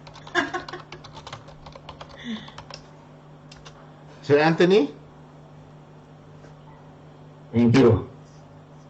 Hindi ko alam kung may dadagdag pa ako. I think nasabi niya yata lahat ng mga dapat sabihin tungkol sa topic na to, no? I'm really impressed at the abundance of knowledge and ideas coming out of this group. I heard many good examples, analogies, and concrete experiences from the participants. Let me just speak in more general terms about this topic, no? Yung topic natin na what are the barriers that prevent you from contributing your skills, knowledge, and talents, no? Sa akin, it boils down to basic few things. These barriers consist of culture, history, economic structure, and government itself. If it refuses or is incapable of creating opportunities for its people, or worse, suppresses talent, creativity, and the growth of ideas. And what we need, conversely, is a nurturing environment, a government and economy that create opportunities for people, especially the youth. Investments, sufficient investments in IT, the knowledge economy, the arts, and the creative professions, no? Support for the creative professions. A culture that encourages creativity and innovation, respects diversity, and a government that prepares its people for the real challenges ahead. And the youth have a role in it, as I can see from the great ideas that you have articulated. Speak out and be heard. Show us what you got, and from whatever, I think you're really up to the task, and it's time for you to shine. Yun lang masasabi ko. Salamat po. Galing! Kayo lang, ha? Yan na pala si Anthony, nag-prepare ng speech niya. Oo! That's how I do better, though, you know. Written, right? Yeah. I understand, yeah. Good. Oh, Mayora? Ako, hindi na nervous sa mga kabataan ito. After yung third and fourth question, I'm good. I'm happy. I know the future will be bright in the hands of this young generation. I hope I was able to resonate yung talagang experience ko. Alam mo, ang sama-sama na experience ko, yung pagdating ko rito, kasi puti ka, blue eyes ka, blood, mas magaling ka sa akin. Kaya yun, I'm not advocating that we are superior than anybody else. But what I am saying is like, never surrender because everyone has a story to tell. And doon sa may nasabi kanina, like, you know, yung sa language barrier. I mean, seriously, noong una, sabi ko dapat, like, you know, would I mind? How I mind? Like, you know, hindi pala kailangan sa Australian. I mean, if you can talk fluent, that's good. But if not, it doesn't mean that you cannot. I mean, it affects your self-confidence, then yung what you can contribute, like, you know, eventually yung leadership style mo. This is where I'm coming from. I'm not saying that you don't learn the language or try to be best in your communication, but this is what I'm saying. I am engaged in disability support. You know, if you're a support worker, question is like, you know, you communicate with people who have, like, you know, intellectual disabilities. You communicate to people who are non-verbal. So even if sabihin mo sa non-verbal, hey Mike, how are you going? Like, you know, talagang tuwang na OC. I mean, it doesn't make sense. But I think between the speaking, I think communication. So I can tell you in balubraktot na English. Pwede kong sabihin sa message ko ng Taglish. Tapos pwede kong sabihin yung message ko ng, di ba yung meron tayo yung sa Pilipinas yung Kolyala style na intonation. Or straight like, Aussie accent or like straight Filipino accent, strong thick. Either way, hindi yung importante yung yung papan. Ang importante is the message. So if you think personally, kasi like hindi ako kasing galing magsalita katulad ni Alicia, saka ni Jonathan, like dito sila lumaki, ako bago lang. I mean, please, never ever affect you. So yun, ako hindi na ako nire-nervous, masaya na. Paglandong mo, para ako si Rizal eh. Ang kamatayan ng kinabukasan ng ating bayan. Mayora? Ikaw muna, Mayora. Alam ko, meron kang gustong sabihin. I want you to... I'm just quite really happy. And just to say to Papi George, yung sinasabi niya about the language, gusto ko lang sabihin, ako nga nag-aaral pa ng sign language eh. Kasi ayoko mag-speech. Okay. So, what yung reason na may sasabihin ako sa'yo kasi I do for my part-time job, retired na ako. I do a lot of interpreting and I do meet a lot of disabled Filipinos, mabata, matanda. Kailangan talaga natin ng sign language din. Tita, I just realized po na walang Filipino interpreter ng sign language. So I'm really aspiring. So I'm really aspiring to do sign language. So Dennis, mahirap talaga na walang tamang words, but at the same time, as I said, ako nga nag-aaral pa ng sign language kasi ayoko mag-English sa kanila.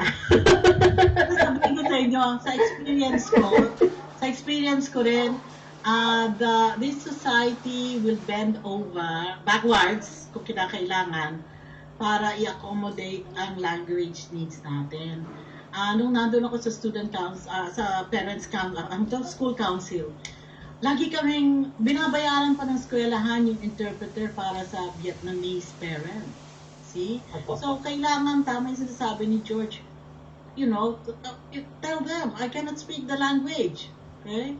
So, magbigay sila ng interpreter. Hindi yung, kasi ibang mga Pilipino sa totoo lang, nakaka-embarrassing to say na, nagmamayabang pa, nang galing na raw nilang mag-English, ba't kailangan pa nila ng interpreter? Maraming ganyan. Marami talaga. Kung may nakalimutan akong sabihin, with all your, I will beg your indulgence, ang dapat opening line ko dapat, ang sabi ko, hindi na ako nire-nervous. What could be my opening line is this, with this lineup of young people in front of us, I just hope that I can't say my child because they're already grown-ups. I just hope that ano mo yung apo sa English? Grandchildren will be like this, lineup of people. There you go, and I'm proud to be a Filipino. Maraming salamat. Bibs, may additional ka, Bib?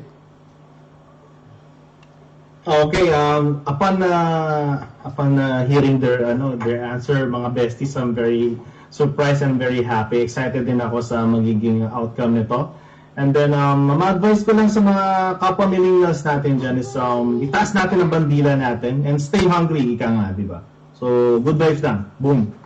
I think, because this is the most interesting question, actually, because buyers, ito yung nagli-limit sa atin. These are the limits that we need to tackle.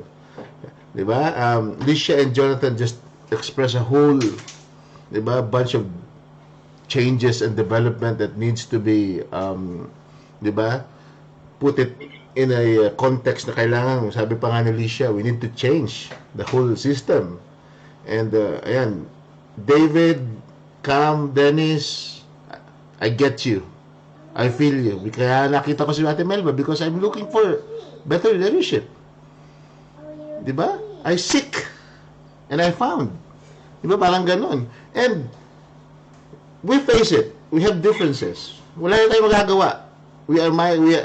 Yung mga parents ni Alicia and Jonathan were here first. And tayo sumusunod na lang ng mga generations na nag-migrate dito sa Australia.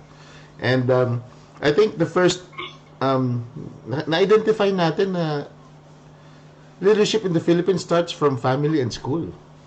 Di ba? Nung nasa Pilipinas tayo, pag ikaw matanda, you have the responsibility to lead. Ikaw ang magiging tatay ng tahanan pag ikaw ang panganay. 'Di ba? Yun ang instill sa atin ng ating culture, ng Filipino culture. 'Di ba? And at school, kinder pa lang may president na hanggang muse, hanggang escort. 'Di ba? Which is true. The school and the curriculum sa atin is just like the American culture na binibigyan tayo ng opportunity to train and seek your leadership capabilities. A leader is a born leader. Kaya lang kailangan buksan natin yung Pandora's box na yan. That's why the government and the school curriculum is giving us the opportunity to get the training from the starting point ng ating pagpasok sa school. Which is good. Diba? And then pagkatapos niyan, lalabas tayo, may youth organization sa ating mga towns. Ay, mga barangay youth organizations, Sangguniang Kabataan, lalo pa tayong nagiging involved sa community because of these kinds of activities. Diba? Sports, diba? Minsan, indulge pa tayo, involved tayo sa community crimes, diba? Mga ganon, sa mga livestock training, which is very good. Because andun yung political will ng ng Department of Education, Culture and Sports, di ba? Andun. And also, we have the good moral and right conduct, di ba? Na subject sa school natin. We have the GMRC and we also have the social sciences sa school. Paano ka, di ba? Paano ka maglakad, paano ka kumain, ano yung etiquette natin sa pagkain natin sa college, di ba? Yun pa isa nating kagandahan. But here, di ba? Bibigyan ka na lang ng website. Parents, go to this website, go to this club. Bahala ng club na yan. Sa anak mo. Which is very tough. Especially kay Licia and Jonathan. And to the kids na, yun ang iniisip natin sa ating mga anak. Sabi nga ni Papa George, grandkids, na hindi nagkaroon ng ganitong training galing sa Pilipinas. And these are the barriers. This is the first barriers that we need to tackle. And listen to us. Five people pa lang yung guest natin. And si Cam, si Dennis, si Licia, si Jonathan, saka si David. Di 5 pa lang yan. 5 personalities pa lang. But we have 5 voices already from those barriers na nakuha natin. Which is very, I am very happy with it. Diba? So, ito yung talagang question na gusto nating bigyan ng pansin before we go to the last question, that I am ready, I'm already happy with what it's really going, di ba? I think ditong 5 pa lang nito makikita na these are leaders that's not just doing this for fun but motivated to do something better than just for themselves but for others, di ba? So ito sabi, i-generalize ko lang, baka makalimutan ko mamaya. Sinabi ng 5 to, we need youth representation. Diba? We don't need to waste the youth. At the moment of time, at this moment, actually, we are wasting the youth. We need youth representation. And that we'll need to start now. Siguro after this discussion, sabi nga magulo yung natin magulo yung chat, may chat pa tayo dito sa loob ng Zoom magulo Let's talk about this after this, and I am very happy with the answers actually. Ate Melba, I'm really happy with this, and we'll continue with the next final question. Hindi magulo. Ang daming commonalities ng mga ideas. Hindi, I mean, magulo sa saya. Ito naman si ate. Ganun lang yun. Ganun talaga. Magulo sa saya. Hindi naman ako asahan niyo akong point of order. Okay. Okay. Okay. Sige.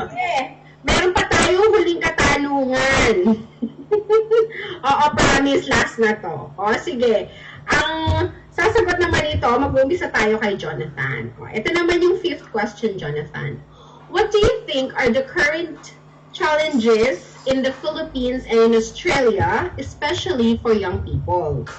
Do you hear much about the issues faced by Filipino young people? Yun naman yung follow-up question. Yeah, sure. Look, one of my first sort of degrees that I did was in economics. Still subscribe to The Economist.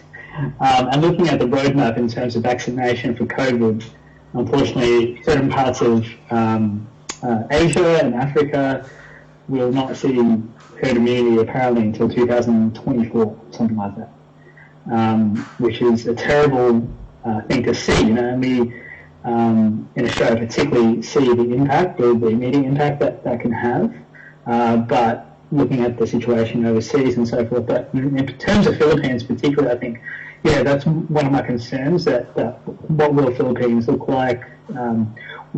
Sure, we might be vaccinated and we can travel back there, but then, yeah, it creates that sort of first class, second class situation in Philippines. So look, I only listen to my uncles and aunties and cousins that are in Philippines, and I see the plight of that, and my heart sort of is really concerned that is the situation. The other thing too about Philippines, you know, I think it was that doco program called Vice that did the expose on Filipino politics a few years ago. It's probably about 5 years ago, and the line was the most dangerous place to run for office is Philippines. And and we know people that have had to flee Philippines because of political so forth, but it doesn't bode well in terms of on the international platform for Philippines, that we're seen as sort of these, it's not a good international image to have in terms of leadership. And so, yeah, it saddens me, and that's a concern, because obviously the future of Philippines will be in the hands of the leaders and what they will do with resources and people. So, yeah, that's a real concern. Here in Australia, and I felt it more passionately probably in the last 5 years, is that Australia can't get away from the fact that the millennials, and not to sort of scare people, is that the millennials are the largest generation, you know, and there's a reason why sort of engage in sort of young sort of spheres, and seeing Triple J at its genesis, with how old I am, I guess, and seeing it now. I used to celebrate Australia Day at the festival and so forth, and then it shifted its day over to another day in recognition and understanding, acknowledgement of Indigenous community, and so it's interesting that's happened for a generation. You know, if Triple J are a voice of maybe Gen X, Gen Y, Gen Z, millennials, then I think the Australian needs to listen to the voice of young people. Sure, it's just music, but I think it really does speak about the opinion of young people, and these are young people that are getting educated in this area.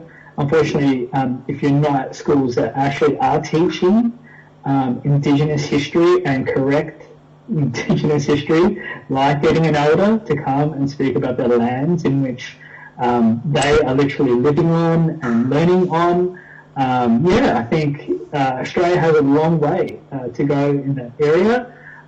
As Filipinos, when I think of the two times, correct me if I'm wrong, where Philippines has been occupied or invaded, you know, the Spaniards and the Japanese, and the Indigenous have only been invaded for 230 or so years.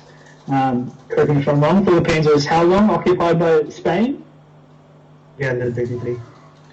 233? 333. And so it's not a long history that the Indigenous people here have not, that have been occupied. And when you read some of the history, we need to actually recognise those past wrongs. Sure, we're not the perpetrators of those. We may not. It might be a generation above us, but that does not mean that we just sort of gloss over it and forget it. And it's not my problem. It's not my apology.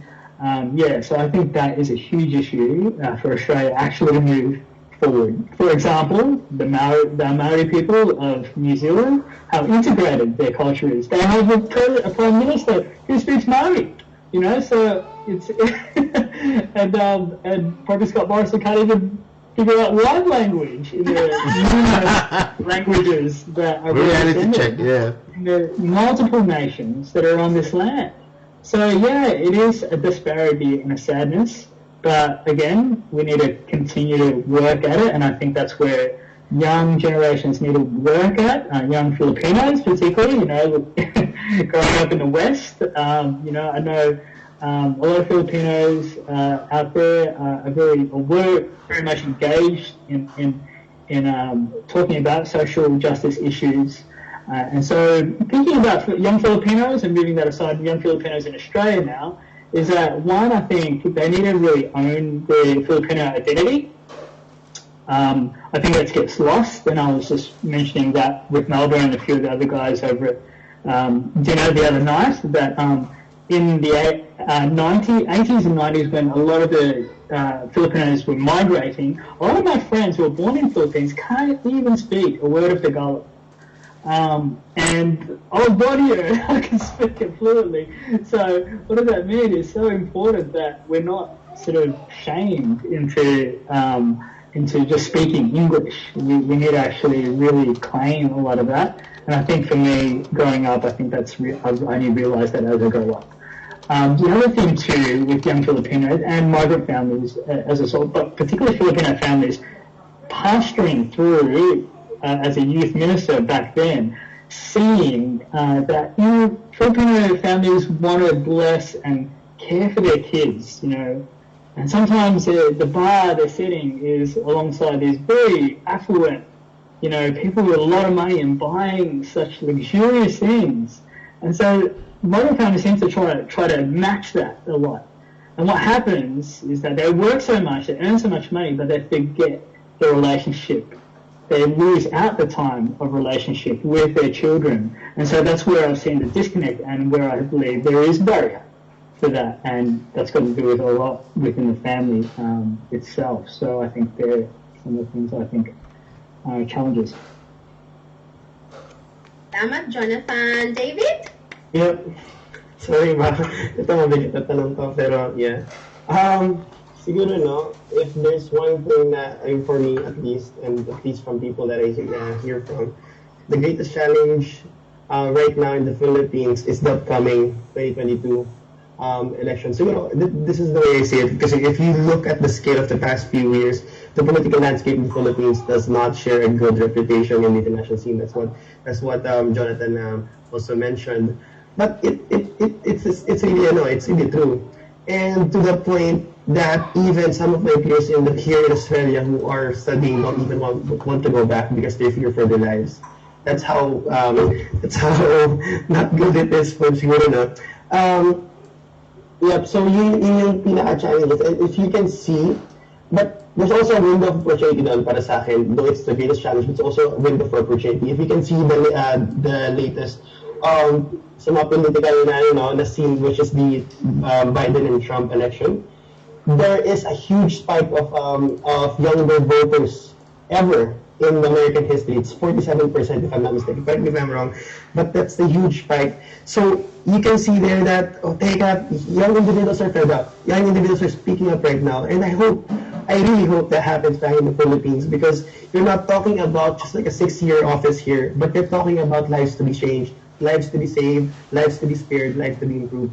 Even 6 years, many of people can die in that 6 years. Many of lives can be destroyed in that 6 years. So I think we need to put the metal on the pedal as young individuals to somehow speak out. Hey, this is our time. Kumbaga, no more slacking, no more voting for clowns. Sorry to be political, pero this is something that we need to push in the table. And it begins with the discussion in the family tables I hear lots of families, relatives who are in a divide, political divide, who don't want to talk about politics on the table, whereas this should be a topic to commune, to discuss ideas, share ideas, a topic for us to come up together. Pero I've seen lots of households to be divided, even magulang at anak, iba ang mga political views. Pero there's something na pwede natin usapan, discuss, not necessarily to be offended of, pero we need to think, setting aside our self-interest, pero looking at the greater good.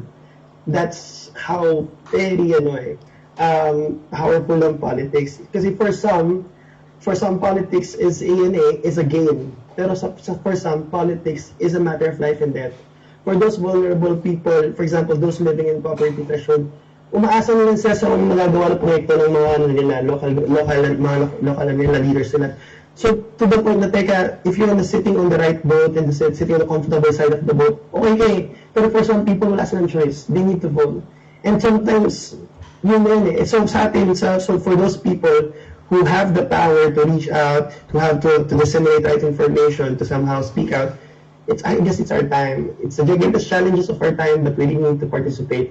And I myself, I'm guilty of not being a registered voter before I left the Philippines. So really this year, talagang magnanak ako sa consulate. Kayo registered voter, magboboto ako. Anyways, that's my part. As a Filipino living out overseas, that's also a part of me na gusto ko. Teka, I want to write history in my own terms, in our terms, the younger generations. Let's be heard.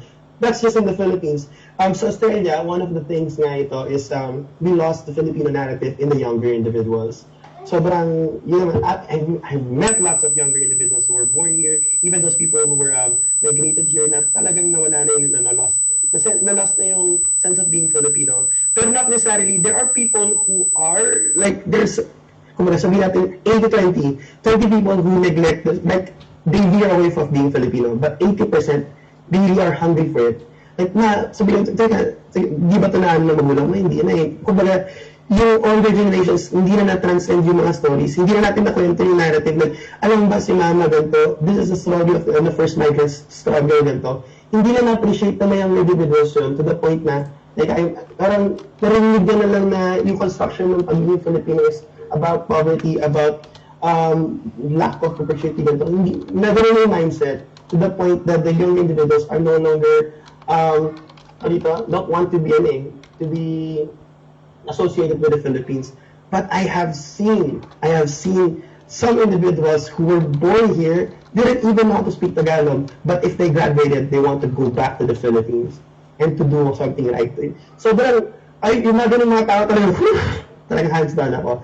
I've seen people who are really, whose jobs are really dangerous, but still they chose to go back.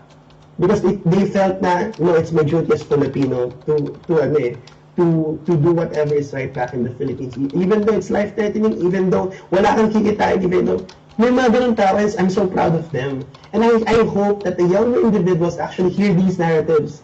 And these narratives will actually edify them as Filipino individuals. Teka, there is something there that's worth fighting for eh. Na, teka, Filipinos really good. And before the Spaniards came, we are a nation of royalties and warriors. Don't feel inferior. Yung mga bagay na hindi na naalala ng mga young Philippines. No, we are nobles. We are the one of the hot spot of trade routes. We are warriors. Hindi na alam yun. So to the point na, alam mo, nangyayari na tayo. So gusto ko lang i-bring yung Filipino narrative.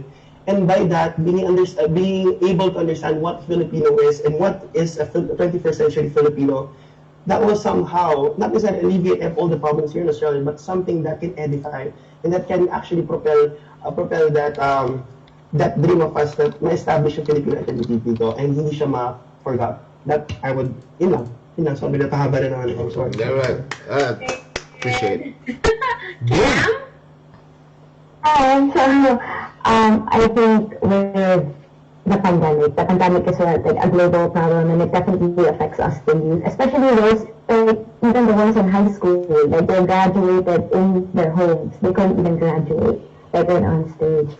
It's those kind of things that the pandemic has unearthed a lot of inequalities in our societies. So it's that kind of thing that I think is one of the hugest barriers for young people, because as connected as we are, Sorry, I'm not sure if I'm lagging. No, you're good. I'm sorry, did I lag? No, you're good. You're good. Okay. Yeah, okay. Sorry, where was I? With how connected everything is, like with Zoom and everything, there's also this disconnect, diba? So that we feel and everything. So it's taking advantage of what we have to reconnect again. So it's also going back to the roots of everybody that, for me, I've had a lot of friends then that I've heard stories of yung lumipat sila ng bata sila to another country. And they've had identity crisis between themselves. Am I truly Filipino? Am I truly Australian? Or and that is such a difficult battle to have for yourself. I think our responsibility as people who come from one country is to merge that, if they have that hunger to learn more about culture, is to provide them with that responsibility for more of the Philippine culture to these youths who sometimes, alam mo, parang they just don't know if to find or where to start on that. So it's always just that openness and responsibility. So it's a joint responsibility. That's what I feel for in terms of like educating in terms of our culture. With the youth, I think there's so much we can offer, but there's so much we can learn. So I feel like the generations need to share knowledge to break the barriers that we have. So the youth ourselves, we have information that we've learned, and then we cannot discredit the wisdom of the elders as well. So that's what I feel that it's always been, I'm always such a big advocate of collaboration and knowledge sharing. I think if we are able to actually give that platform for the youth to share their knowledge, and for the elderly to share their knowledge, and to give that opportunity of listening from both sides, it will create different solutions that we couldn't even dream of that could actually give the change that we need in all societies. So I'll end it with that. Thank you. Thanks, Cam. Boom. And Dennis. Okay, I'll just try to make it short. I'll try. In both contexts, I think what I want to say is do not mute the youth. It doesn't, as I said earlier, it doesn't need a legitimate position to be a leader. The role of the youth is to renew, to refresh, and maintain the good na nakikita nila around them. This is what we call growth in the society.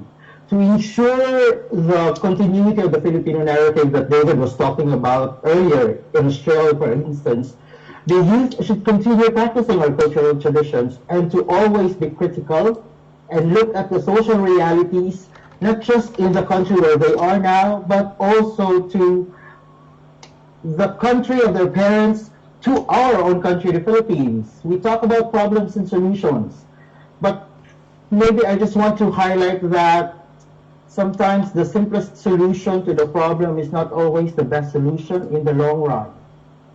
And since we're talking about the youth here, and Tito Melba talks about art earlier, let me just follow some lines of Stephen Sondheim's song. He wrote "Children Will Listen." He said in his song, "Careful the things you say, children will listen. They may not obey, but they listen." So anything we say right now can actually influence, whether we were followed or not, can influence the younger generation. So us, the youth right now, should be very careful in the things that we want to leave behind. And make sure that the younger generation, see those younger than us, should believe that it is their right to be heard and they should not be muted just because they are the youth. That's all. Parang beauty pageant ang mga natin mga sagot natin Kasi mananalo na yung MD. Okay, Naging personal ako doon, sorry. Alicia? I agree with everyone as well, especially David, around, I guess, motivating young people to be more politically active in the Philippines especially. But my, I guess, little message is investing in Filipino girls, protecting their rights, because I think if we invest and promote in Filipino girls' rights, that'll have phenomenal impacts on shifting, I guess, the trajectory of future generations. If we protect their sexual and reproductive rights, because at the moment I think the age of consent is 12. So men can legally have sex with 12-year-old girls in the Philippines. I'm sorry to bring the topic there, but if we keep doing this, and the future of the Philippines is really good, I think, because they're not living up to their full potential. And that in turn has massive ramifications for the society as a whole. That's my answer. I've got a toddler and a dog kind of disagreeing. So that's my little 2 cents. Or Mandak, talaga po bang 12? Akala ko naman 16 or 18. 12 ba talaga? Sorry, it's 12 years old, age of consent? Yeah, it's 12. It's 12. Consent to what? Consent to what? To have sex. Sex. No? Well, wala namang wala namang law tungkol dyan. Yung legal consent starts at 18, right? To be the subject, or to have the legal capacity to do things, you have to be 18 or older. But there are things that do not require a particular age for one to be able to do it. That's one of them. I don't think there's any law, right, that punishes committing that act at any particular age. But there is a law against adults doing it against minors. Oh, yeah. Right? We have laws on statutory. 12 years old po ba? Minor or? Minor to minor, yeah. Definitely, because like I said, 18 is the age of majority. Okay. All right. But there are different rules for different areas. Like, for example, okay, criminal liability, it varies, no? It varies, and a lot of people are actually blaming certain politicians for raising the age of criminal liability. So, pero iba-iba yan. Marriage, it used to be, yung kasal nga dati, 14 ng babae, 16 ng lalaki, pwede na. But beginning in, I think, 1988, we raised that age to 18. So, wala na pwede mag-asawa below 18 years of age. So, iba-iba. Iba-iba. Depende kung ano ang act na pinag-uusapan. Yun. All right, summary. Actually, in the discussion under this question, you have already answered some of the what to do. Yes. First of all, voting. Vote. Okay. In the May elections in the Philippines, it's quite important. I don't know. May isa pa ako sa I will need to seek dual citizenship to be able to vote. And it could be a good campaign actually amongst us, especially the young people. It could be a good campaign to actually tell the Filipino community here, that they should probably get dual citizenship so that they can vote, in the Philippine elections. Okay? Kailangan ng voice natin sa Philippine elections. Okay? Mao dyan si Anthony. Anthony. I will just interject something. Actually, Melvin and the rest of you here might remember we conducted a forum on dual citizenship just a few months ago, and I thought I should use this forum to do that. I'm a great believer in dual citizenship. That's why I really go around telling people about it. And voting in Philippine elections happens to be one of the benefits of dual citizenship. So I hope everybody at some point would appreciate that. So please go ahead. Sorry for interrupting. No, that's right. Yeah, okay. And then second, participate. No, participate. Especially in the issues in Australia, that also need the voice of the young people. And I thank Jonathan for raising the issue of the Australia Day. Okay? There's a lot of confusion about Australia Day, but it's so important that we now join our indigenous people, in their fight to have their own day, because Australia Day, January 26, is really invasion day for them, if you're following all the news about it, okay? So, and it's time. Sometimes what I learned from life is time. Sometimes laban ka ng laban pero hindi pa time, no? But this time, I think it's time because you can see how there is now a groundswell, towards questioning Australia Day, and there are a lot of suggestions on how to actually celebrate Australia Day without doing it on January 26th. Okay? So, yeah.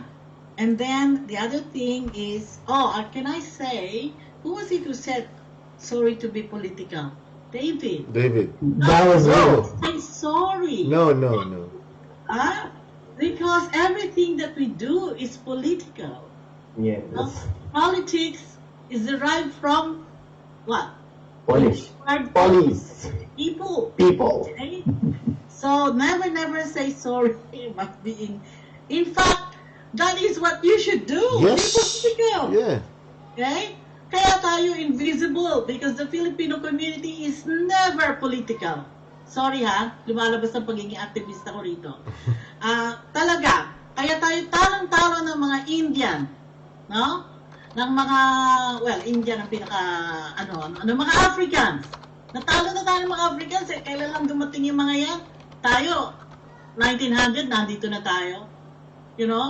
Kasi mas political sila eh. They look at the power structures. And they look at how they can get in there. Tayo mga Pilipino, harmony, harmonize, silence, meek and humble. Okay? Kaya, ayan, napag-iiwanan na tayo. Beauty pageant. Beauty pageants. Miss Philippines. Miss Little Philippines. Okay? Yan, napag-iwanan na tayo. Si Mr. Pogi. So, it's about time. Okay, ano pa yung sinabi nyo? Bring back the Filipino narrative. Yes, let's claim our Filipino-ness. Claim the language. Okay? Reconnect, collaborate with the elders. And ano pa ba yung sinabi ni... Nice scam. Yes, talk about be concerned about the issues in the Philippines. Okay? Ni-raise ni Jonathan yung vaccine. Jonathan, yeah. Tapos yung palang sa Pilipinas ngayon, yung mobile study, they don't have the resources. Yes, yeah. Practice, hindi talaga maka-catch up ang mga bata sa school. Is that right, May? Yeah. And then, ano pa mga issues nito daw? Our Filipino identity, let's work on that. Reconnect, and I'd like what was raised by Alicia here. It's about the importance of looking at the difficult issues like child sex trafficking in the Philippines. Okay? At hindi lang yan, alam naman natin yan, no? Pero we have to get involved in those issues. And it's those were all discussed, and I guess what I want to say here is join us. Meron kaming itinayong grupo at kasama si Alicia, kasama si Jonathan, marami pang iba. Hindi lang namin nakasama si Cam at saka si Dennis, you know. But we have a particular network with the youth in the Philippines at the moment who belong to the Akbayan youth. And we call it, you know what we call it? May Pag-asa Network. May Pag-asa, which is the pseudonym of Andres Bonifacio. Okay? So, makita nyo na yung flavor. Okay? So, these are people who want to reconnect with the Philippine issues. Okay? And at the same time, you know, develop, shape the Filipino-Australian identity here. Okay? So, let's go for it, you know, and this is a really good start. Thank you. So, let's hear from the others. Attorney? Ito na naman, pagkatapos na yung Melba, she's a tough act to follow. Kaya ako, I usually struggle to say something after yung Melba eh. So, and that is why, I really take down notes and I do this in a sincere effort to learn and record this in my memory. No? So, ang pinag-usapan yata natin dito yung current challenges in the Philippines, no? And in Australia. I cannot speak much about Australia. I'm not an expert on Australia, having arrived here only barely a year ago. So, you're in a better position to discuss that. Pero sa Pilipinas, siyempre, doon ako lumaki, doon ako nagkaisip. I've been working in the Philippine government for 35 years. 35, almost 36 years. At believe me, since day one, na pagpasok sa gobyerno, I've been part of the whole government structure trying to find solutions for our problems. I don't know if I can be proud of what we have done in the past 35 years kasi, you know, marami pa rin problema. It's such a complex situation out there. But I appreciate the sharing we've had here. There are many good examples given and how these problems manifest in concrete terms. Some zeroed in on concrete issues like politics, health, and the pandemic and all that. These are real concrete challenges. But to me, it really boils down to one fundamental thing, which is education. No? It all boils down to education. Practically, all of our problems and troubles are rooted in our miseducation or maleducation. Banggit yung pandemic kanina. Sure, pandemic in the Philippines is such a lingering problem to this day. And the kind of response we have come up with vis-a-vis the pandemic is again shaped by the kind of education we've had. Politics, the way we do politics in the Philippines, as I said, as been said by all of you, is far from ideal. But neither is it confined to the last few years alone. Talagang sakit pulo na ang politics sa Pilipinas, sumunod sa pool.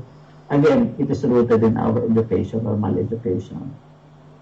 Our susceptibility to fall for fake news, conspiracy theories, etc., false information, is just one of the byproducts of our maleducation.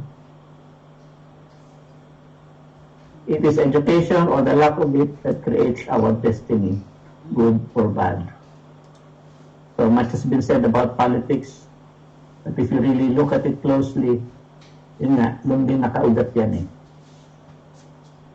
And here again, there is a role for the youth to play.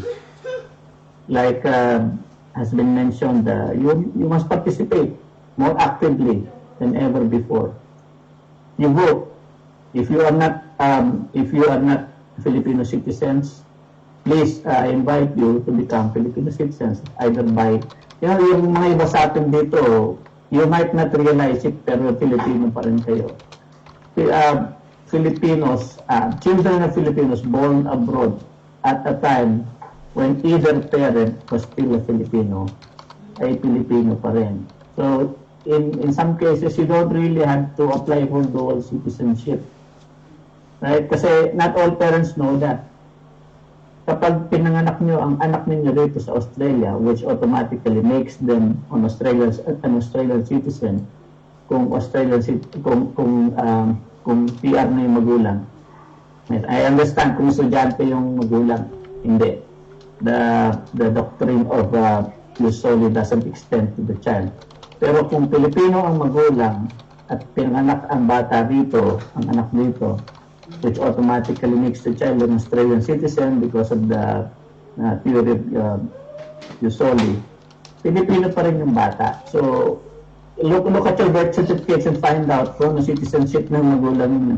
Baka naman pwede kayong ma-issuean lang ng report of birth at saka Philippine passport. So, again, participate, not just by voting, mind you, there are many ways, no?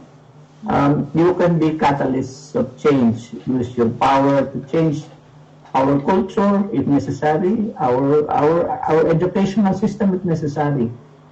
And you need not be teachers in the Philippine educational system to do that.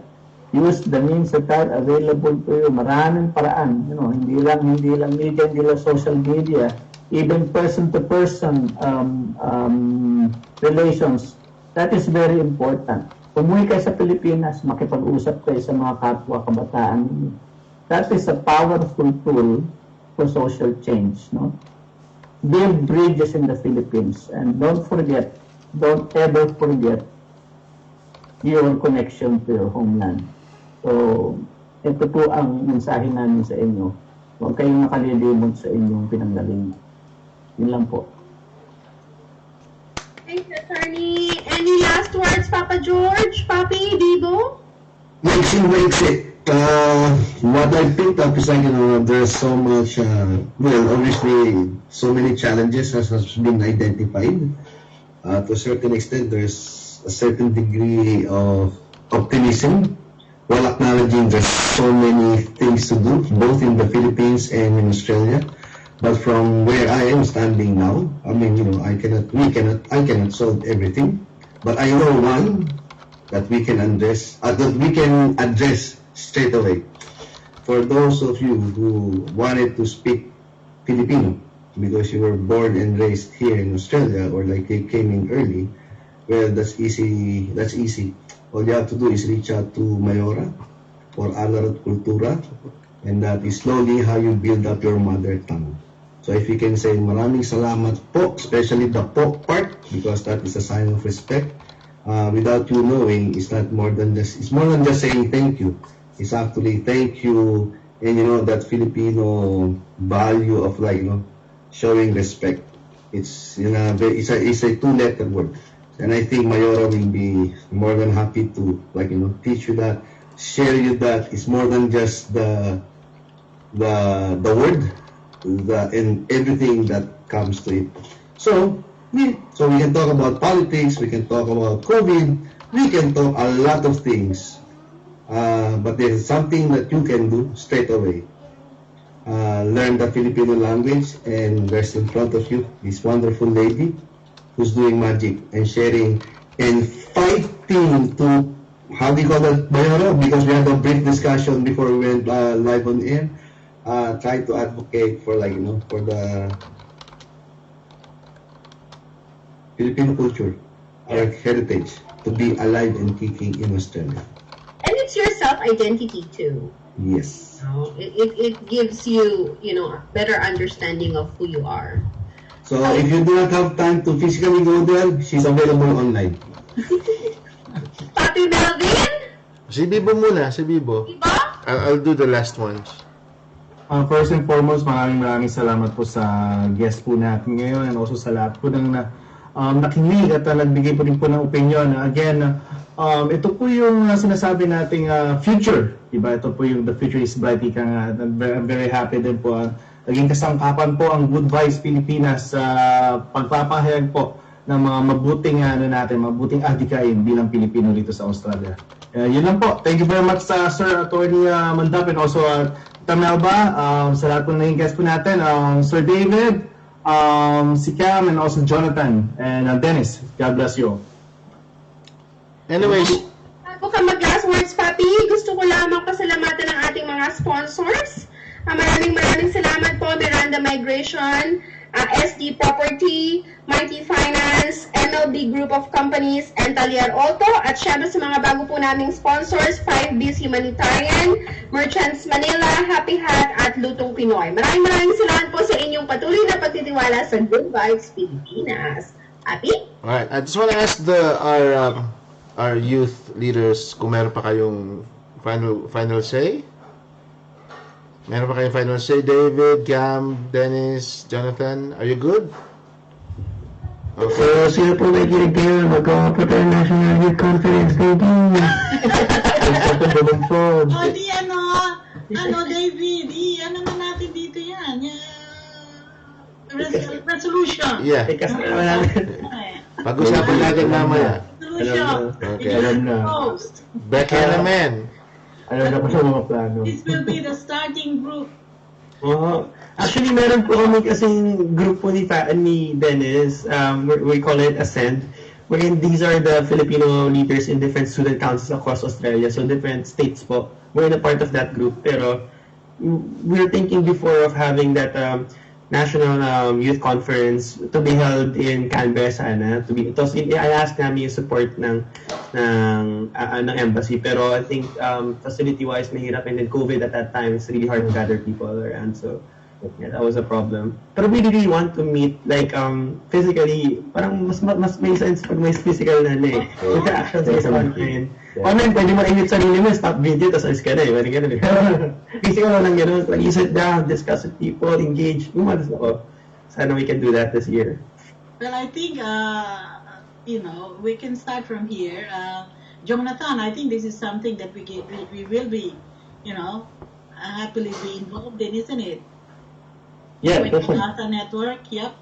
Yeah. At saka meron pang grupo, yung Project Cultura, Cilicia, is part of that. And these are all, all young people. So, yeah, we'll be happy. Kasi kayo mga estudyante, ito naman mga professionals. Yes, may funding. At saka funding, makakatulong ako dyan. Right. Okay. Okay, Papi? What is it from Depon?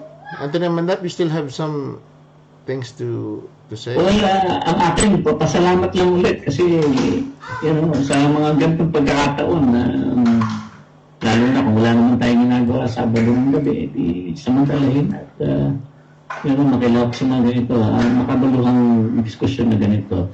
At sana magkaroon pa tayo ng pagkakataon na makapag-usap ng ganito para mapamahagi natin yung mga mahalagang kaalaman, lalong-lalo na hinggil sa mga serbisyo ng konsulato rito sa Melbourne. So sana, maasahan namin kayo in the future na partner tayo sa mga ganun talakayan. Salamat ulit. And, thank you, Sir Anthony. Walang sawang pagsuporta sa Good Vibes Pilipinas. Saludo sa inyong lahat mga panelists.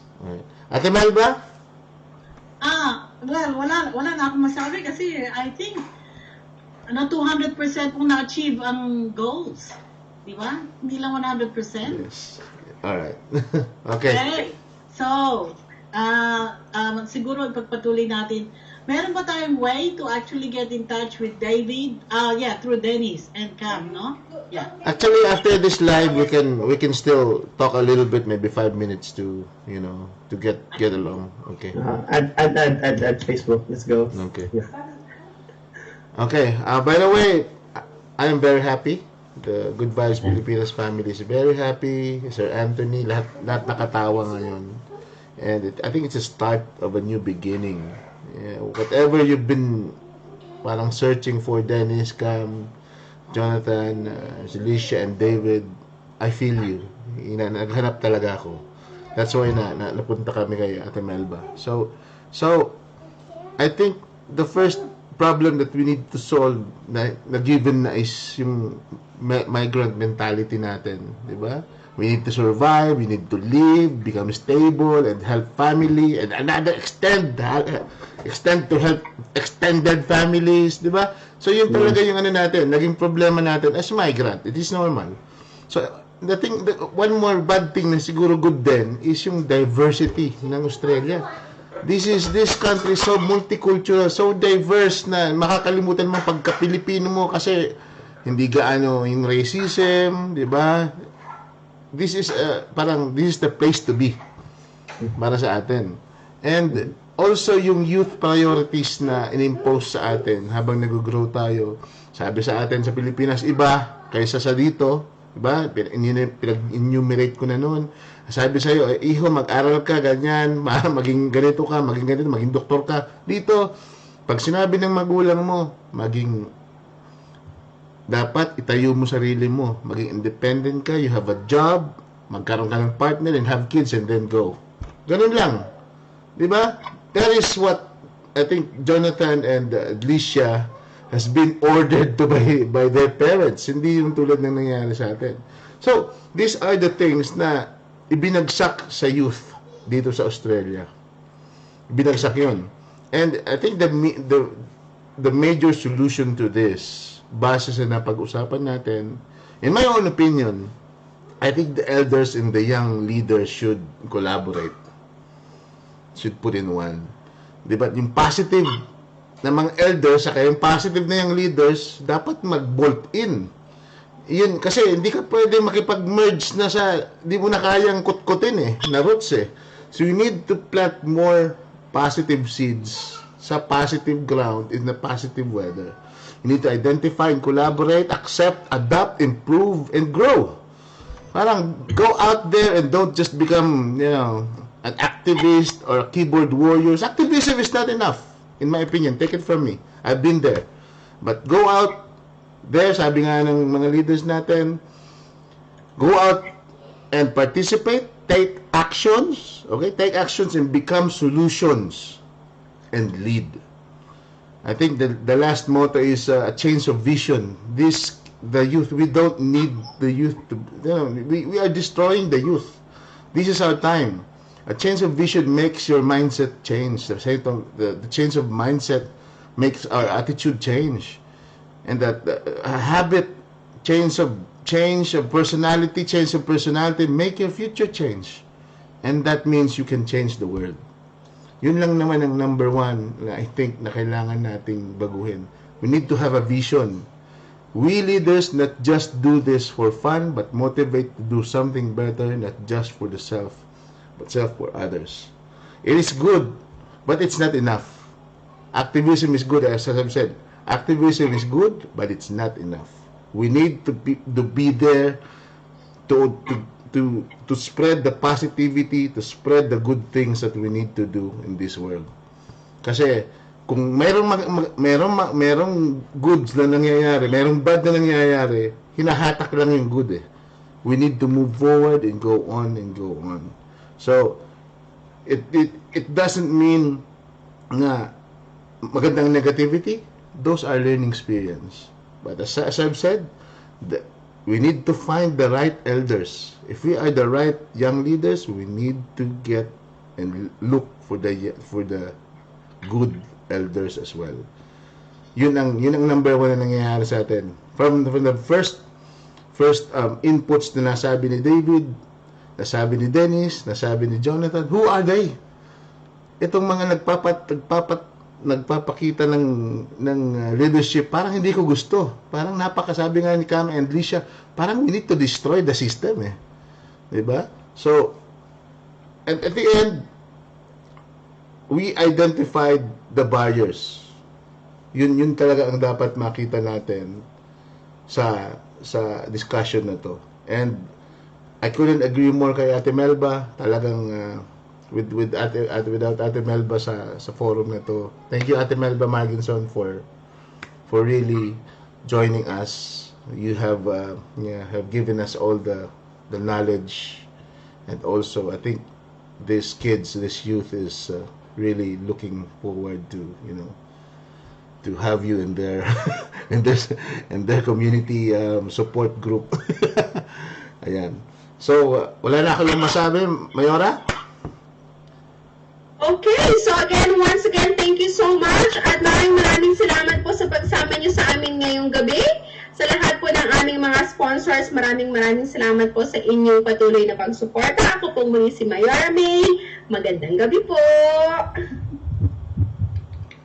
Naman po si Papa George, maraming pong salamat at sinamayan niyo kami lampas sa 1 oras at kalahati sa isang masaya at malalim na talakayan. And we will see you po ulit next week. Yan, ako lang po si People sa house na nagsasabi nga, stay safe, stay healthy, and have faith in God. Ayan. Sakala pa aming sponsors kay Mai na apologies ngayong gabi.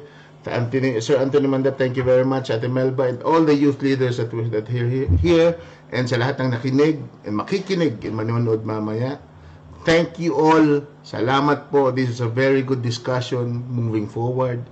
This is Papa Melvin Mata dito lang sa Good Vibes Pilipinas. Boom! Bye!